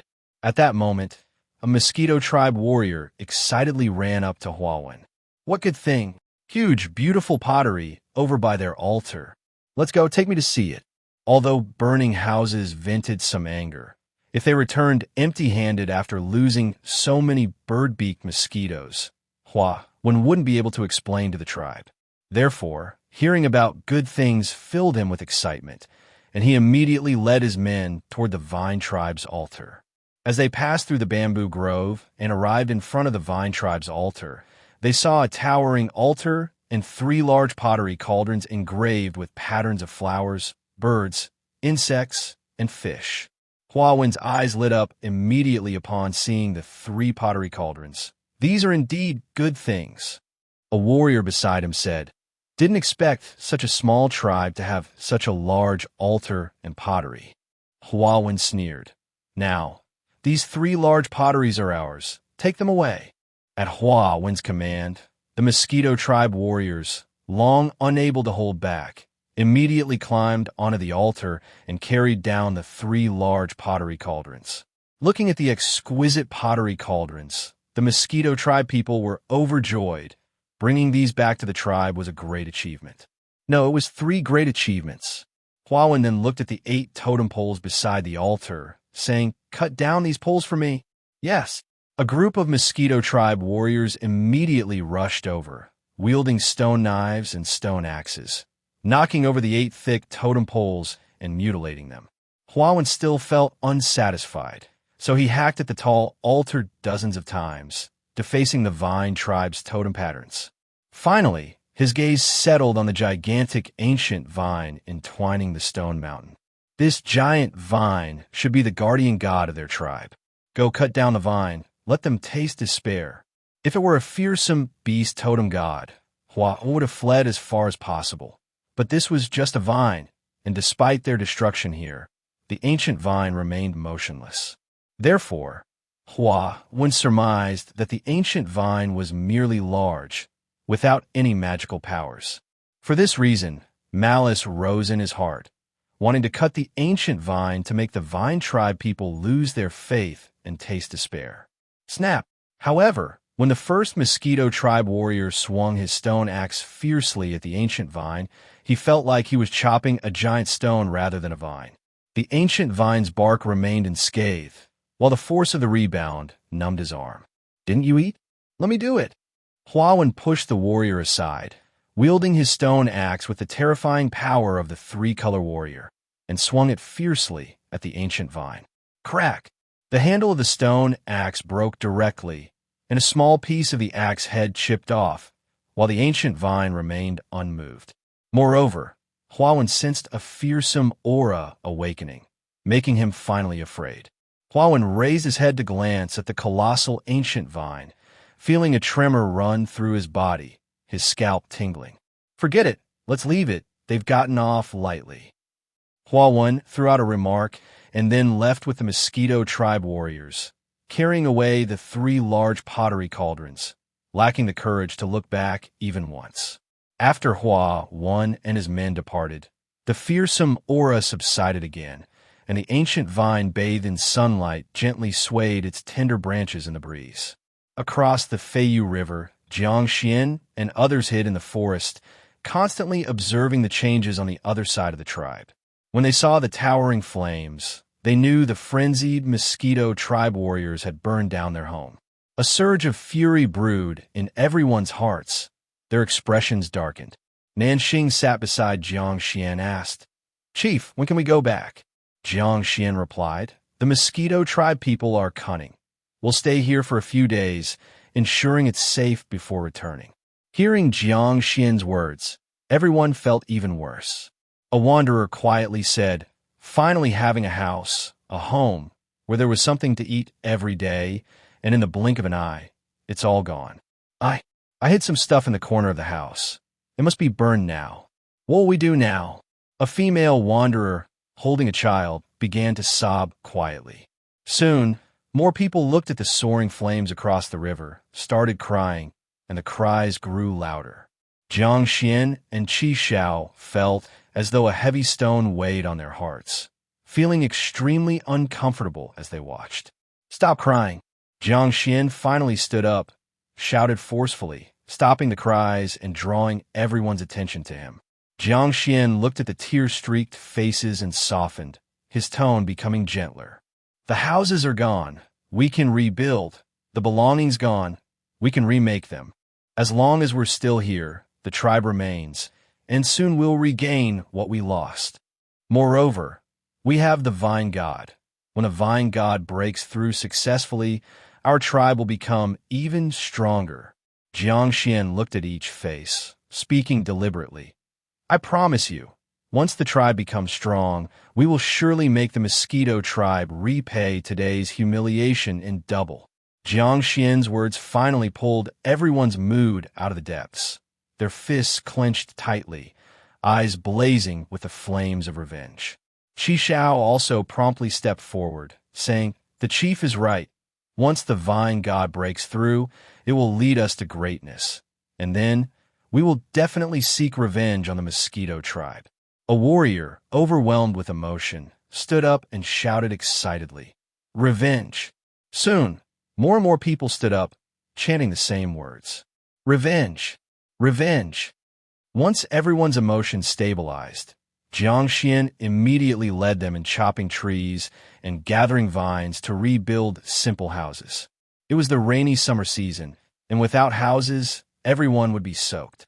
Fueled by the thought of revenge and the belief in the tribe's potential strength, everyone worked with great diligence, even more efficiently than usual. After building houses, Jiang Xuan arranged for some people to gather various wild vegetables and food, and others to hunt, ensuring everyone's food needs. The forest on the opposite side was vast and had almost no inhabitants, ensuring no shortage of edible food or prey.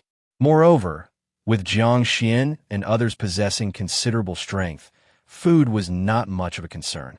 Following the initial trough and chaos, gradually, everything began to fall into order.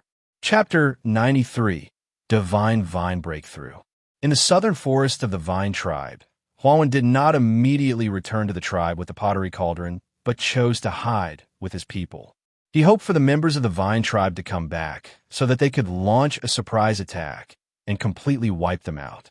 However, to his great frustration, they waited for 3 whole days without even seeing a shadow of the Vine tribe. After waiting unwillingly for another day, Huan finally had no choice but to return. Because the mosquito tribe has a large population and the hunting team he took was the strongest one. If it didn't return for a long time, the people of the mosquito tribe would go hungry. After Huan left, the Vine tribe members still did not return. Jiang Xuan was very aware that any carelessness at this time could lead to catastrophic consequences. Anyway, their house was burned down, and there was plenty of food on the other side of the river, so it was better to wait for a while longer, preferably until the divine vine breaks through before returning.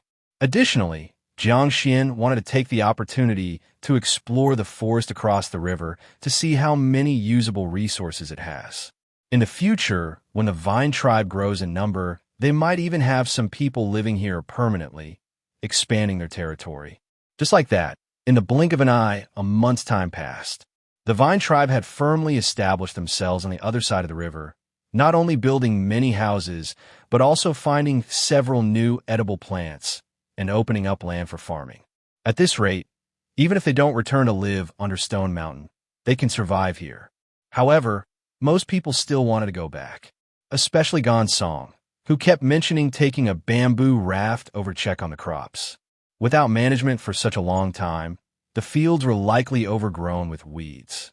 Unfortunately, Jiang Xuan wouldn't let him go back, so Song had no choice but to continue opening up new farmland here, constantly worrying and occasionally glancing across the river.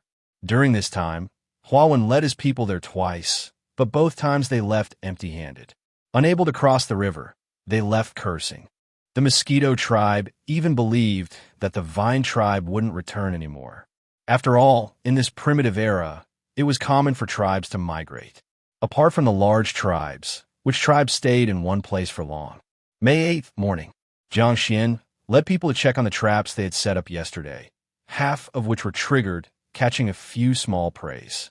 Not bad, let's take them back.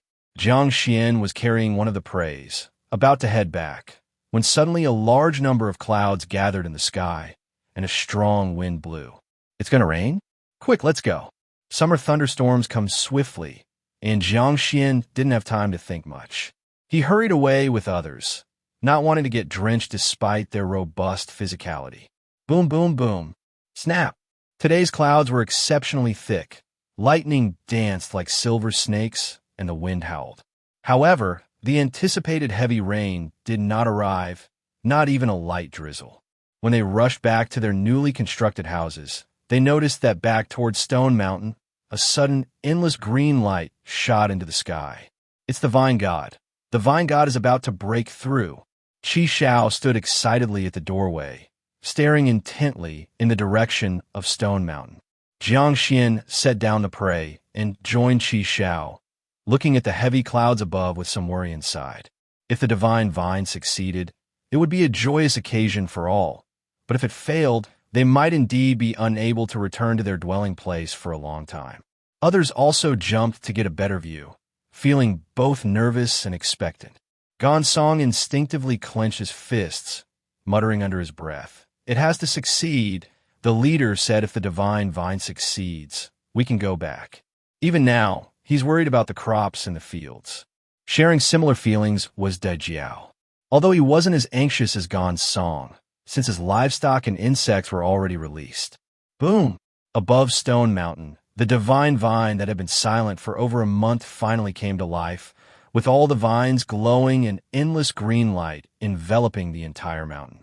A terrifying aura permeated, and all the animals near Stone Mountain that could flee already had, while those who couldn't were crouched down, trembling as they awaited their unknown fate. Crash, crash, crash. The massive divine vine actually moved as a whole, shaking Stone Mountain, causing gravel to tumble down. This was an extremely rare sight. Usually, the body of the divine vine never moved. Only the vines and roots could move freely. But at this moment, the entire divine vine was growing and twisting as if it were a giant dragon, poised to rise into the sky. Snap! Finally, a long gestating bolt of lightning struck down, like a dazzling celestial sword aimed at severing the divine vine. On the divine vine, the green light intensified, all leaves becoming crystal clear, and the newly sprouted vines whirled wildly. The thick lightning hit Stone Mountain, burning the tip of the divine vine, while shattering many rocks. The green light on the divine vine dimmed. Across the river, Jiang Xuan, Qi Xiao, and all the vine tribe members grew tense in the face of this divine power from the heavens, feeling fear deep in their hearts. But everyone hoped the divine vine would pull through smoothly. Though the tip of the divine vine was scorched, most of the lightning was conducted underground through its thick vines, causing it no serious harm. The divine vine whipped itself fiercely, shaking off the burnt vines and rapidly growing new ones, deepening and widening its underground roots. Snap! Another lightning bolt struck, shattering the boulders atop Stone Mountain, sending rubble flying. The divine vine continued to channel most of the lightning into the ground with its resilient body, regenerating any burnt areas. After enduring 5 consecutive strikes, the green light on the divine vine grew very dim. Many vines became blackened, and the mountaintop fragmented significantly. At that moment, however, the lightning that had been raging in the sky gradually faded away. Drip, drip. A raindrop fell from the clouds, landing on a leaf of the divine vine. Then more raindrops fell, quickly turning into a downpour. The rain revived the exhausted divine vine, bringing it back to life. The weakened vines absorbed the rain and regained vitality, all the branches and leaves unfurling fully. The body of the divine vine continued to grow in the rain, becoming thicker with roots delving deeper and spreading wider. The dim green light grew stronger once more, even more vibrant than before. Smack! A thick vine lashed through the air in excitement, producing a loud sonic boom. Across the river, Qi Xiao exclaimed excitedly, "The vine god has succeeded." Yes, Jiang Xuan couldn't contain his excitement, shouting in the direction of Stone Mountain. "That's fantastic! The vine god broke through. We can go back." Soon, cheers erupted across the river, and even the rain couldn't dampen their enthusiasm. Chief, when can we go back?" Gonsong rushed through the rain to find Jiang Xuan, his eyes filled with expectation. Jiang Xuan, smiling, replied, "The divine vine broke through. We no longer fear an attack from the mosquito tribe. We'll return once the rain stops." Good, great. Gonsong was so thrilled he didn't know what to say.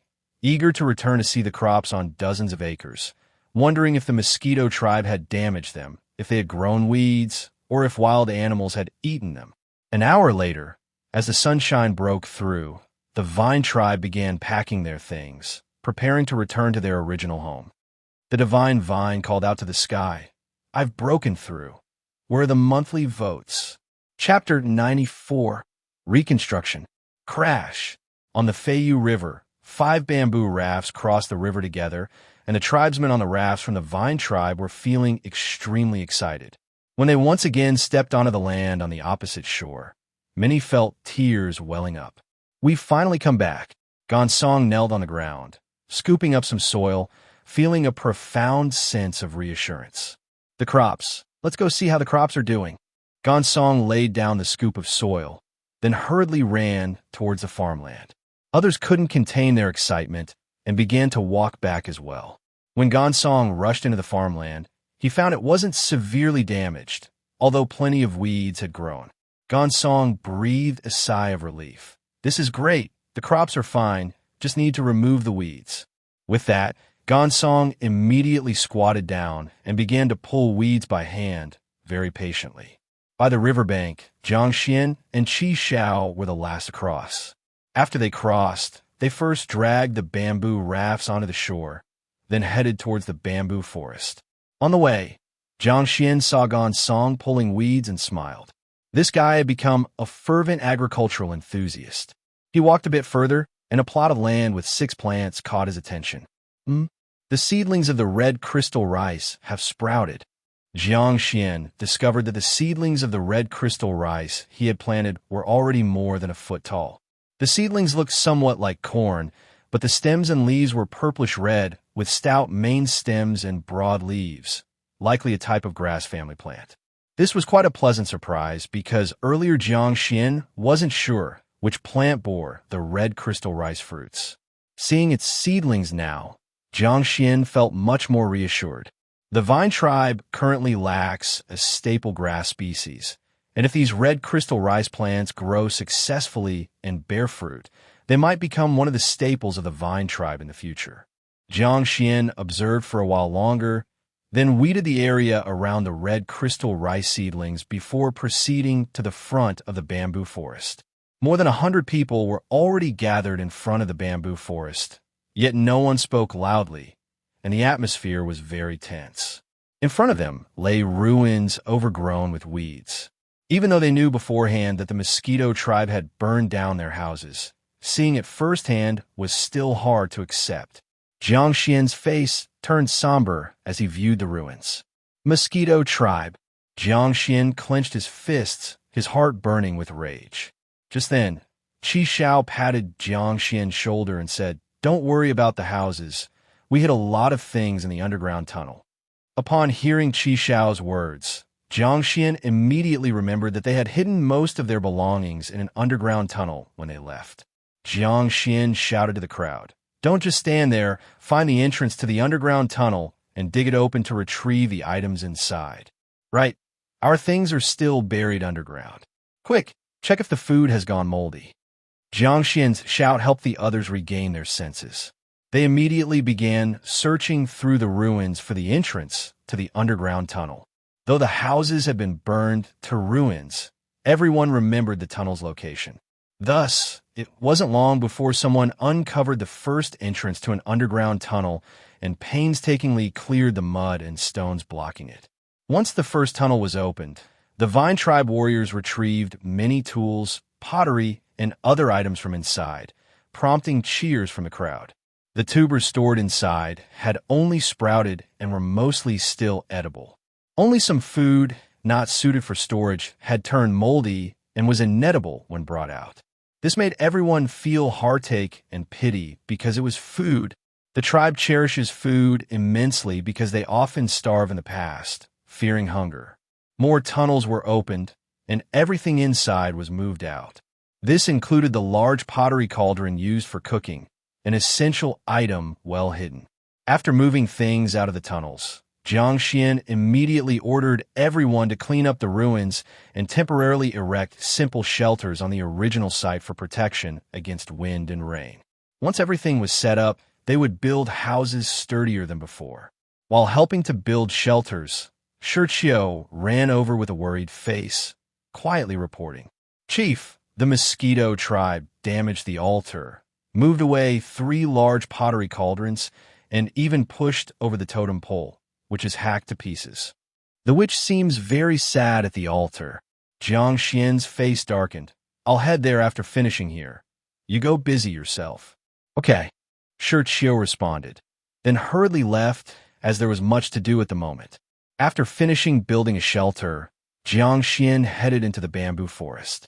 The mosquito tribe's actions were thorough.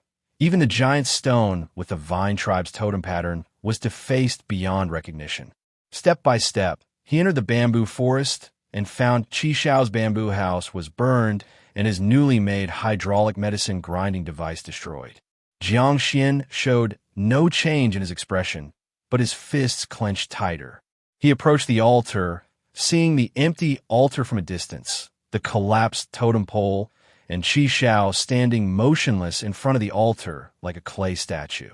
Jiang Xuan walked up to Qi Xiao, following her gaze, seeing the altar surface densely covered with knife and axe marks, barely recognizable totem patterns. Jiang Xuan softly asked, "Sister, don't be too upset. We will restore the altar." Qi Xiao turned her head, her gaze calmer than Jiang Xuan had imagined. "I'm fine. Compared to the despair when the deer tribe was wiped out, being able to return here alive is already good, isn't it?" Jiang Xuan nodded. "That's right. Being alive is what matters most." Qi Xiao added, "I've communicated with the Vine God. It recently broke through and needs time to restore divine power. Once the Vine God regains full power, it will seek revenge against the mosquito tribe." "Revenge now?" Jiang Xuan slightly frowned because the Vine tribe was too weak. Even if all became tribal warriors, there would be only about 100. While Jiang Xuan didn't know the number of the mosquito tribe, judging by their current operations, their strength surely surpassed the Vine tribes. In Jiang Xuan's view, the current phase should focus on developing agriculture and breeding, securing enough food, expanding population, and only seeking revenge against the mosquito tribe when tribal warriors' numbers are sufficient. Qi Xiao seemed to have guessed Jiang Xuan's thoughts, calmly saying, "By then, the Vine God will accompany us." Jiang Xuan widened his eyes in surprise. "You mean the Vine God will go with us to seek revenge?" "Exactly," Qi Xiao confirmed. From Qi Xiao's words, Jiang Xuan confirmed an incredible fact. After the Vine God's breakthrough, it could move freely. This was an astonishing revelation. Most plants grow in one place and cannot move themselves. Now the divine vine can move freely, a huge advantage. If the opposing tribe lacks a living totem god under the divine vine's presence, what would they use to fight back? Chapter 95, The Animal That Ran Back by Itself. On top of Stone Mountain, the divine vine seemed to have rejuvenated, even its once rough bark now smoother, and its vines as translucent as jade carvings. Below Stone Mountain, the vine tribe slowly rebuilt after the destruction. Bamboo and wooden huts quickly rose from the ground, and the altar was repaired, with Qi Xiao carving the totem pattern on it once more. New raw materials for the totem pole were found and, after drying, would be carved with many totem patterns and erected around the altar. Jiang Xuan crafted 3 more exquisite and larger 3-legged round cauldrons from clay, which after drying would be fired and placed on the altar. Even the hydraulic medicine grinding device was recreated by Jiang Xuan for Qi Xiao, and with the experience from the first creation, this time it went more smoothly and perfectly. Thanks to the efforts of the Vine tribe people, everything was slowly recovering, becoming even better than before. Leader, they've returned." Jiang Xuan, who was roofing a new bamboo shack, was greeted by an excited Jiao running over, shouting as he ran. "What has returned?" Jiang Xuan, holding a large piece of tree bark, placed it on the roof, smoothing it out before looking at Jiao. "Our domesticated unicorn birds and 7-colored pheasants have returned."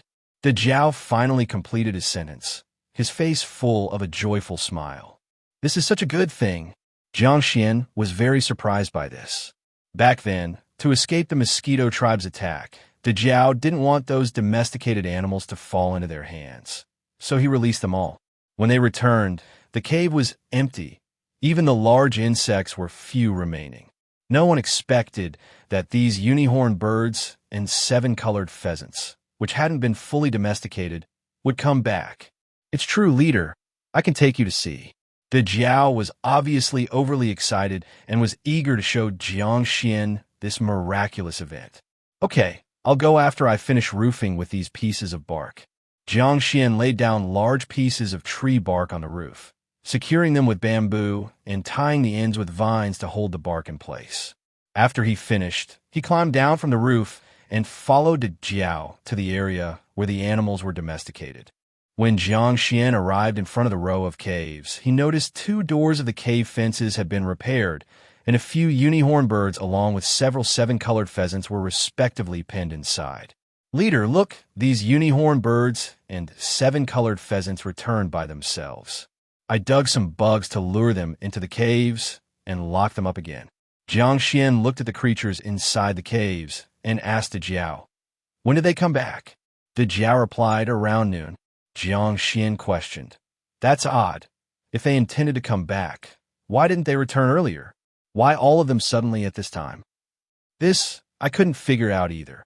The Jiao scratched his head, finding it quite puzzling. Jiang Xuan asked again, "Did you do something special when they returned?" The Jiao recalled and looked towards a stick and a large bamboo tube on the ground, saying, "I remember now. At that time, I was sitting here missing those domesticated animals, so I hugged the large bamboo tube we use for feeding and knocked it with a stick for a while." Jiang Xuan inquired, "Did you use to knock this bamboo tube every time you fed them?" The Jiao nodded in surprise, saying, "Yes, that's right." Jiang Xuan smiled, "So that's how it is. Leader, could it be they flew back because I knocked the bamboo tube?" Jiang Xuan nodded, saying, "That's right, it's because you knocked the bamboo tube." These unicorn birds and 7-colored pheasants have lived in our tribe for quite some time, getting used to being fed and associating the sound of the bamboo tube knocking with feeding signals. After you release them, they found it difficult to comfortably feed in the jungle as they did when fed by others. Thus, they didn't stray far, hoping to be fed again without the hassle of seeking their own food. So, when you knocked the bamboo tube, these unicorn birds and 7-colored pheasants came running back, wanting to be fed again.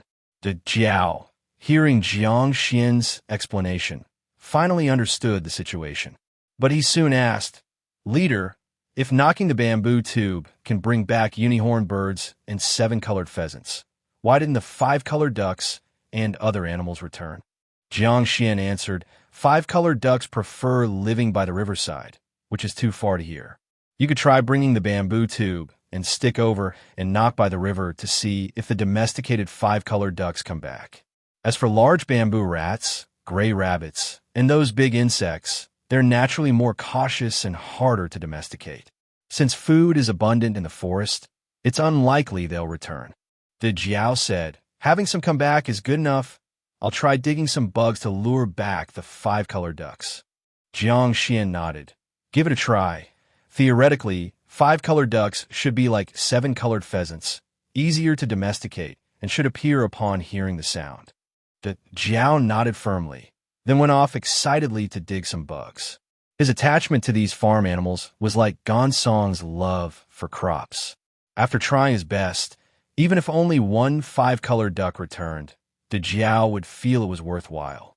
The Jiao immediately gathered some wanderers who had helped domesticate animals and went to dig a bunch of bugs, then caught small snails, fish, shrimp, and water grasses by the river.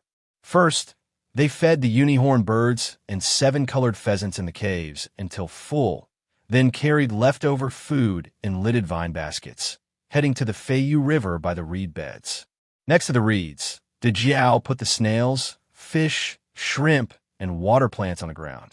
He hugged the large bamboo tube, looked around, and started knocking rhythmically. Bang, bang, bang. The Jiao kept knocking while the wanderers watched the tall reeds nervously. To their disappointment, after a while of knocking, there was no movement from the reed beds. Could it be the 5-colored ducks are no longer here? One wanderer sat dejectedly on the ground, clearly losing hope in the five-colored ducks returning. "Let's knock a bit longer." Not wanting to give up, the Jiao continued knocking. Just as he was about to lose all hope, suddenly a plump five-colored duck flapped its wings and flew out of the reeds. Quack, quack, quack. This five-colored duck rushed straight to the food on the ground, gulping down happily. Soon, several more five-colored ducks couldn't resist and flew over directly. "They're back, they've really come back." Tears of joy streamed down to Jiao's face as he and the wanderers quickly trapped the ducks with vine baskets, taking them back for continued domestication. Chapter 96. The Glowing Mushrooms. The vine tribe's husbandry has resumed. The Jiao is in high spirits and starts breeding a large number of insects, using these insects along with wild vegetables, water plants, tiny shrimp, crabs, snails, and clams to feed chickens and ducks. Under Jiang Xuan's instructions, the hunting team captured many animals like large bamboo rats, gray rabbits, and bighorn sheep again for the Jiao to continue taming. For this reason, many pens were built in the vine tribe's husbandry area with sturdy wood, used to tame animals that are relatively large and don't dig. In the future, Jiang Xuan also plans to breed wild boars, bison, and other larger mammals.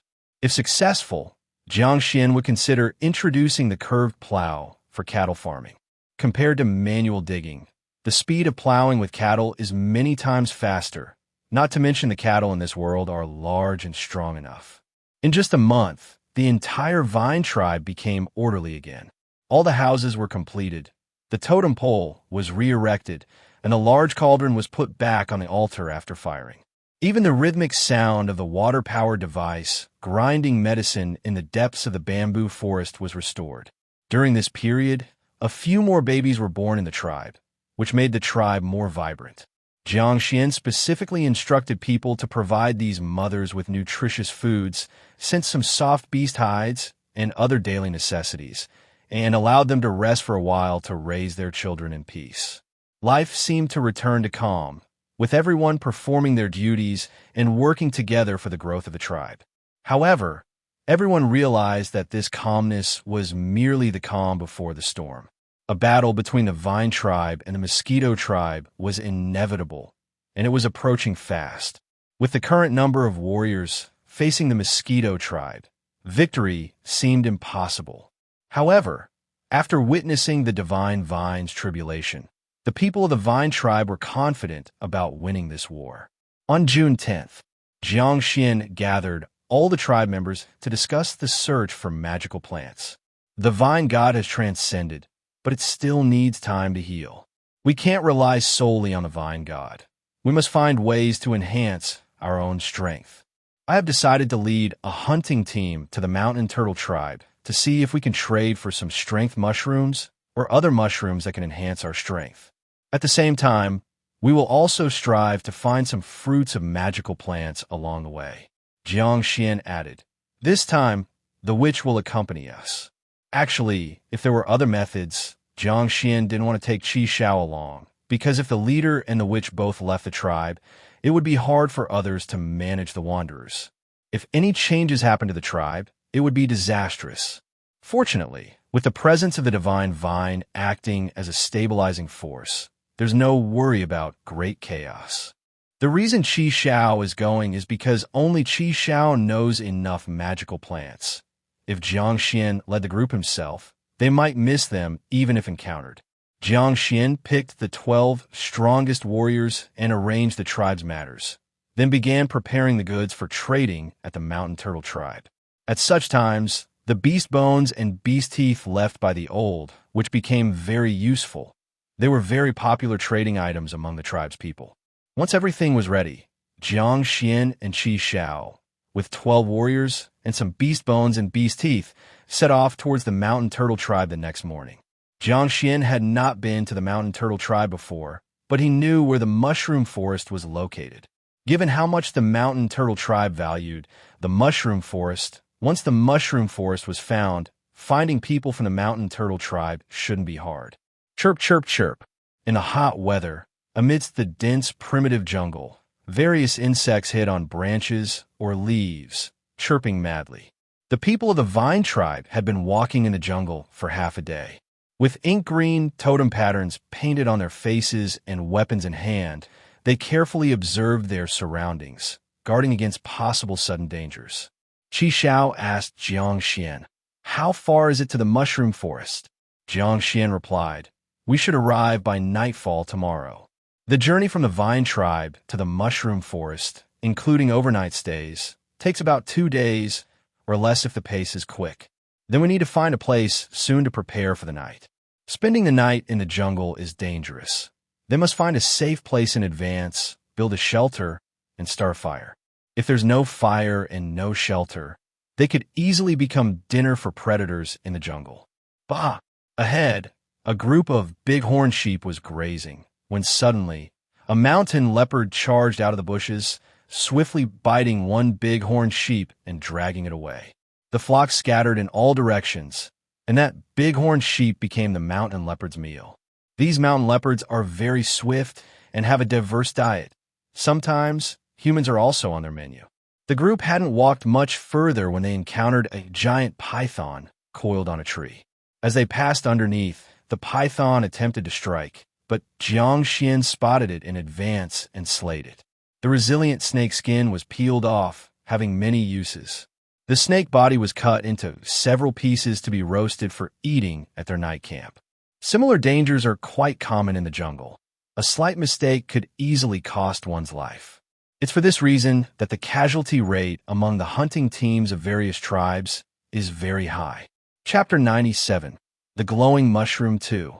The hunting team from the Vine tribe has a relatively lower casualty rate because their food supply is relatively sufficient, so they don't have to risk their lives as much. Before the sun set, they found a large stone wall and built a temporary shelter against it and lit a fire. At night, Jiang Xuan and the others roasted the meat of the giant python to eat.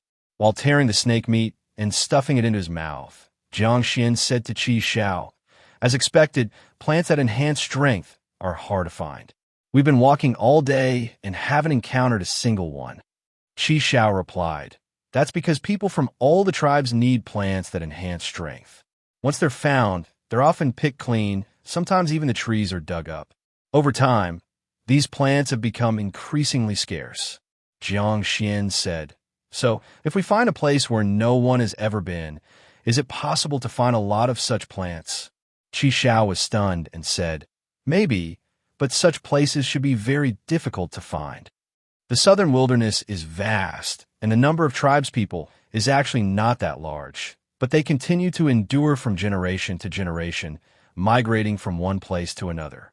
A place might be deserted now, but years, decades, or even centuries ago, many tribes may have inhabited it." That night, nothing particularly eventful happened. The next day, the group continued on their journey. Qi Xiao found some rather rare herbs along the way, which was an unexpected gain. Before nightfall, they finally reached the edge of the mystical mushroom forest. It's already summer, yet there are still so many giant mushrooms. Jiang Xuan was very surprised to see that the mushroom forest hadn't changed much since last time. Ordinary mushrooms have a very short lifespan. Some from sprouting to withering last only a few days, while the longer ones can reach 1 or 2 months. Except for special mushrooms like Ganoderma, which have a longer growth cycle. Obviously, the various giant mushrooms in this mushroom forest belong to the category of mystical plants, and their growth cycle is different from ordinary mushrooms. Qi Xiao said, "Since these mushrooms are still here, the people from the mountain turtle tribe should come by often. We should negotiate with them then. It's getting dark now. Let's find a place to stay for the night first." The group found a relatively safe place on the edge of the mushroom forest, built a shelter, and lit a fire for the night. As darkness fell, while everyone was roasting meat and eating some plant tubers, Goat Tongue, who was on lookout duty, sitting in a tree, suddenly let out a cry of surprise. Jiang Xuan immediately stood up and asked from the tree, "Goat Tongue, what's wrong with you?" Goat Tongue's voice was a bit excited. "Leader, quickly come up and look." "Look at what?" "Mushrooms, glowing mushrooms." Hearing Goat Tongue's words, Jiang Xuan immediately climbed up the tree and looked towards the mushroom forest. At that sight, he was momentarily speechless with shock. In the vast mushroom forest, many mushrooms began emitting a faint glow with the arrival of dusk, like a multitude of night lamps. These glowing mushrooms came in red, green, blue, and the whole mushroom forest was shimmering with colorful lights, unbelievably beautiful. There really are glowing mushrooms. So beautiful! The admiration from Jiang Xuan and Gotong made it irresistible for the others. They all climbed up the nearby trees and witnessed this breathtaking scene. Jiang Xuan remained fairly composed since, after all, he had seen many night scenes in his previous life. To him, these glowing mushrooms were just novel and beautiful. But for those tribespeople who had never seen electric lights, and besides firelight and moonlight at night, scarcely any other light, these glowing mushrooms were visually overwhelming. Many people, including Qi Xiao, were utterly captivated by the sight. Meanwhile, Jiang Xuan was pondering. If these glowing mushrooms could exist for a long time and be transplanted, couldn't they be used as light bulbs at night? Of course, the glow from these mushrooms was relatively weak, making it unrealistic to rely on a few mushrooms to illuminate a whole house. But even so, if the tribe could have some glowing mushrooms, it would indeed be a pleasant sight. At that moment, inside the mushroom forest, more than 100 warriors from the mountain turtle tribe were using the light emitted by these mushrooms to collect a very precious mushroom, accompanied by 2 large mountain turtles. This mushroom was called luminous mushroom, and once consumed, it grants the ability to see in the dark like nocturnal animals. Having night vision is extremely important for the tribespeople, because they often have to spend the night in the jungle. Without the ability to see in the dark, they can only rely on bonfires to prevent wild animal attacks and cannot hunt at night. In fact, in Jiang Xuan's previous world, it was only after portable lighting devices appeared that people could venture out at night. The luminous mushrooms are harder to identify during the day, but at night they emit a special glow, which is why the mountain turtle tribe people search for and collect them at night. There's one over there. A warrior from the mountain turtle tribe spotted a luminous mushroom and eagerly ran over. Let me pick it. The leader of the mountain turtle tribe, Shan Jia, still clad in his thick turtle shell, walked over to the spot where the luminous mushroom was found and carefully picked it up. This was an outwardly unremarkable mushroom, only palm-sized, and if it were daytime, similar mushrooms would be all over the mushroom forest.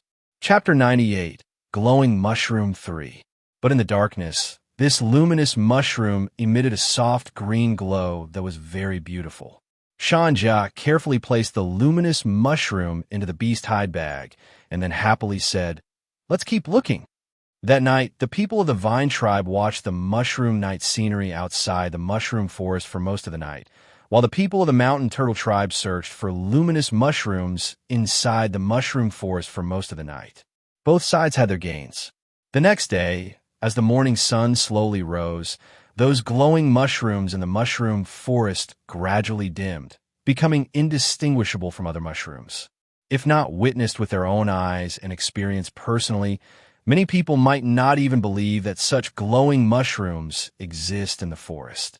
The next day, as Jiang Xuan just woke up and sat by the fire roasting plant tubers to eat, the warrior on the tree, keeping watch, suddenly shouted, "Chief!" A group of people came out of the mushroom forest, and they brought 2 huge mountain turtles. Jiang Xuan was invigorated and said, "It must be the mountain turtle tribe. Let's go and take a look." Jiang Xuan quickly stuffed the food in his hand into his mouth and swallowed it, then called Qi Xiao and the other warriors, heading hurriedly towards the place where the mountain turtle tribe came out. The warrior on watch quickly climbed down from the tree and used a tool to rapidly bury the fire with soil, ensuring the fire went out, and then hurriedly followed them. Outside the mushroom forest, the warriors of the mountain turtle tribe gradually walked out from inside, wearing relaxed smiles, clearly having had a good harvest last night. Led by the chief of the mountain turtle tribe and the leader of the hunting team, they chatted and laughed along the way, discussing how much the mushrooms harvested this time could enhance the strength of the tribal warriors and how many things could be traded with some of the mushrooms. Just then, a sound of footsteps suddenly came from the woods. "Someone's coming." The mountain turtle tribe immediately tensed up, with Shan Jia commanding everyone to quickly use the favorable terrain and the two giant mountain turtles to prepare for defense against enemies. Friends of the mountain turtle tribe, don't be nervous. We are from the vine tribe. We even helped you fight the people of the mosquito tribe before. Jiang Xuan shouted from afar to avoid being attacked by the mountain turtle tribe, preventing any unnecessary misunderstandings. Vine tribe, Shan Jia thought for a moment, finding it somewhat familiar, but the impression wasn't very deep. Until Jiang Xuan and his group emerged from the forest, and seeing the totem pattern on Jiang Xuan's face, Shan Jia finally remembered. Totem patterns are much easier to remember than names. So, it's the friend from the vine tribe. What brings you here? Although Shan Jia remembered the matter of the vine tribe, he still remained vigilant because there was only one encounter between the mountain turtle tribe and the vine tribe, who knew what intentions they held. Jiang Xuan said, Chief Shan Jia, we specifically came to trade with the mountain turtle tribe, but couldn't find where your tribe is, so we had to try our luck here. Unexpectedly, we met. Jiang Xuan waved his hand, signaling the vine tribe warriors to show the beast bones and beast teeth prepared for trade. Chief Shan Jia, look, we genuinely came to trade, with absolutely no bad intentions. Seeing those beast teeth and beast bones, Shan Jia immediately believed Jiang Xuan's words to some extent. He also noticed that there were only 14 people on the vine tribe side, and their strength was not strong, whereas there were over 100 warriors on the Pangolin tribe side, holding absolute advantage, which finally calmed his nervous mind slightly. Chapter 99, Mountain Turtle Tribe. Chief Xian, if you want to trade, you found the right place with our mountain turtle tribe. Shan Jia puffed out his chest and said proudly, we, the mountain turtle tribe, have a wide variety of goods. Tribes near the Great Swamp all like to trade with us. Jiang Xuan smiled and said, it's precisely because I know how powerful the mountain turtle tribe is that I made the long journey to find you. Upon hearing this, Shan Jia was very pleased. The two of them chatted and laughed as they headed toward the mountain turtle tribe, with Qi Shao following alongside, though not saying much. The warriors from the vine tribe and the mountain turtle tribe, along with the two giant mountain turtles, follow behind. Half a day later, Jiang Xuan followed Shan Jia to the Great Swamp. This was a vast great swamp, a resource-rich wetland where countless aquatic plants and animals lived. In the water, there were various fish and water beasts, and in the trees, there were all sorts of birds, beasts, insects, and snakes. For the tribal people, this was an ideal place to live. Ahead is our mountain turtle tribe. After seeing the great swamp, Shan Jia's mood visibly improved, and even the warriors of the mountain turtle tribe relaxed a bit. After walking a little further, a cluster of buildings of all sizes came into view, with smoke curling up from the chimneys. Around these buildings was a fence-like barrier made of stones and wood, enclosing all the structures. This was the mountain turtle tribe, residing on a higher piece of flat land next to the Great Swamp. Outside the mountain turtle tribe, the enormous mountain turtles could be seen everywhere. Some were sunbathing on land, some were hunting in the swamp, while others leisurely roamed around. Within the tribe, many members of the mountain turtle tribe presented a busy scene. Some were processing prey, some were drying pelts, weaving ropes, or crafting various weapons.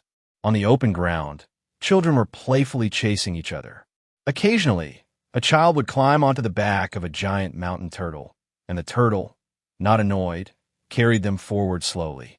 What a mountain turtle tribe!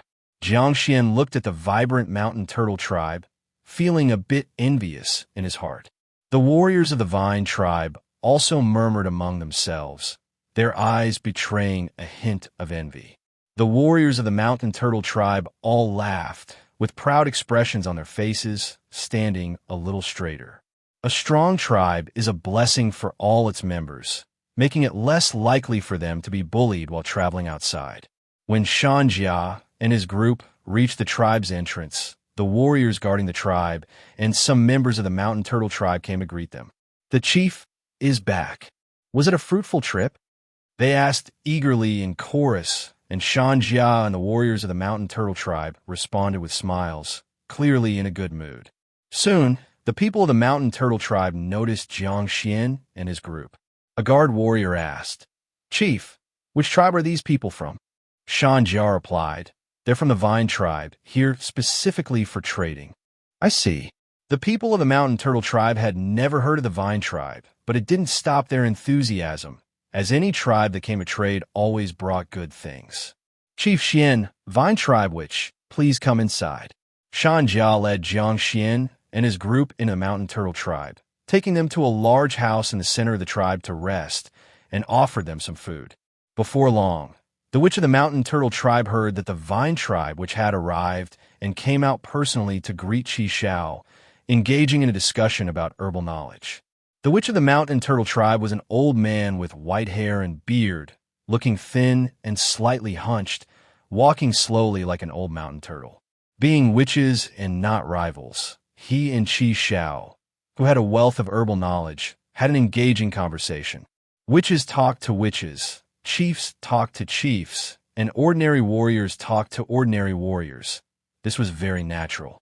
"Chief Xian, come, try our mushroom meat skewers. These things aren't easy to find elsewhere." Shan Jia sat beside Jiang Xuan with 2 freshly grilled mushroom meat skewers, handing one to Jiang Xuan while taking one for himself. "Then I must try it." Jiang Xuan accepted the mushroom meat skewer, noticing its unique composition. The skewers were made by cutting the meat and mushroom into chunks, stacking them alternately, and then skewering and grilling them. He had tried grilled meat and grilled mushrooms before, but mushrooms and meat grilled together was a first for him. Jiang Xuan tentatively took a bite, and the aroma of the grilled meat and the savory taste of the mushrooms burst on his tongue, providing an exquisite taste experience. "Delicious," Jiang Xuan complimented sincerely. "Ha ha ha, I knew you'd like it, Chief Xian." Shan Jia leaned in closer to Jiang Xuan and whispered mysteriously, "Because I sprinkled salt on the meat skewers." Shan Jia gave Jiang Xuan a knowing look. "So that's why. No wonder it tastes so good." Jiang Xuan nodded, and the two shared a laugh. For people from small tribes, salt is an extremely precious thing, as they have very few means to obtain it. Small tribes often have to pay a high price to trade for some salt from medium or large tribes.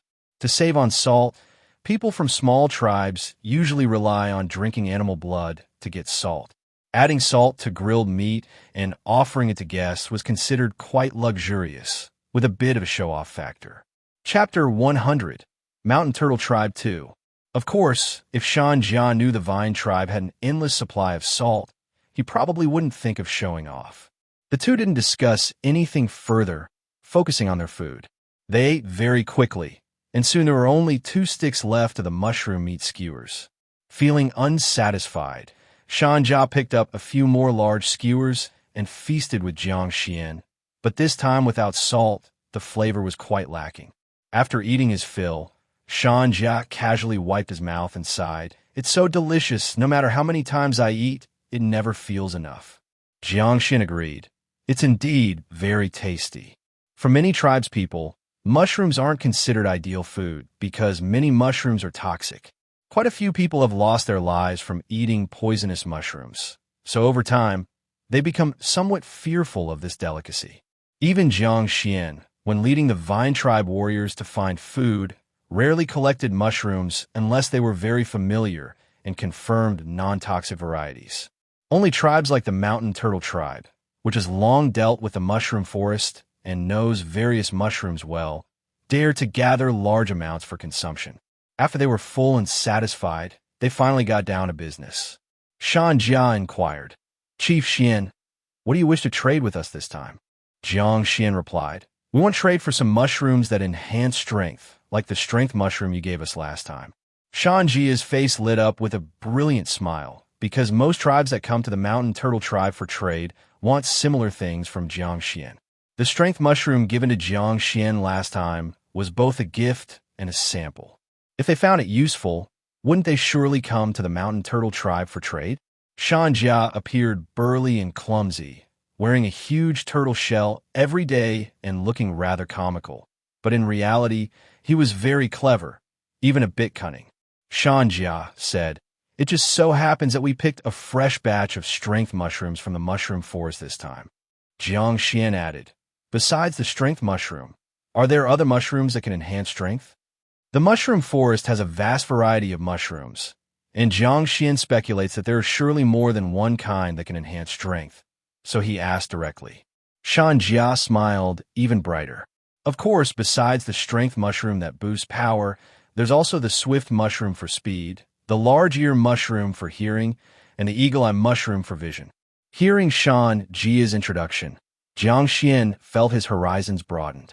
He had long known that this world contained many magical plants that could enhance various human abilities. But he never imagined that just mushrooms alone could boost so many aspects of human strength. Soon, however, Jiang Xuan noticed something was amiss. If the mountain turtle tribe really possessed so many strength-enhancing mushrooms, then wouldn't their tribal warriors all be extremely powerful?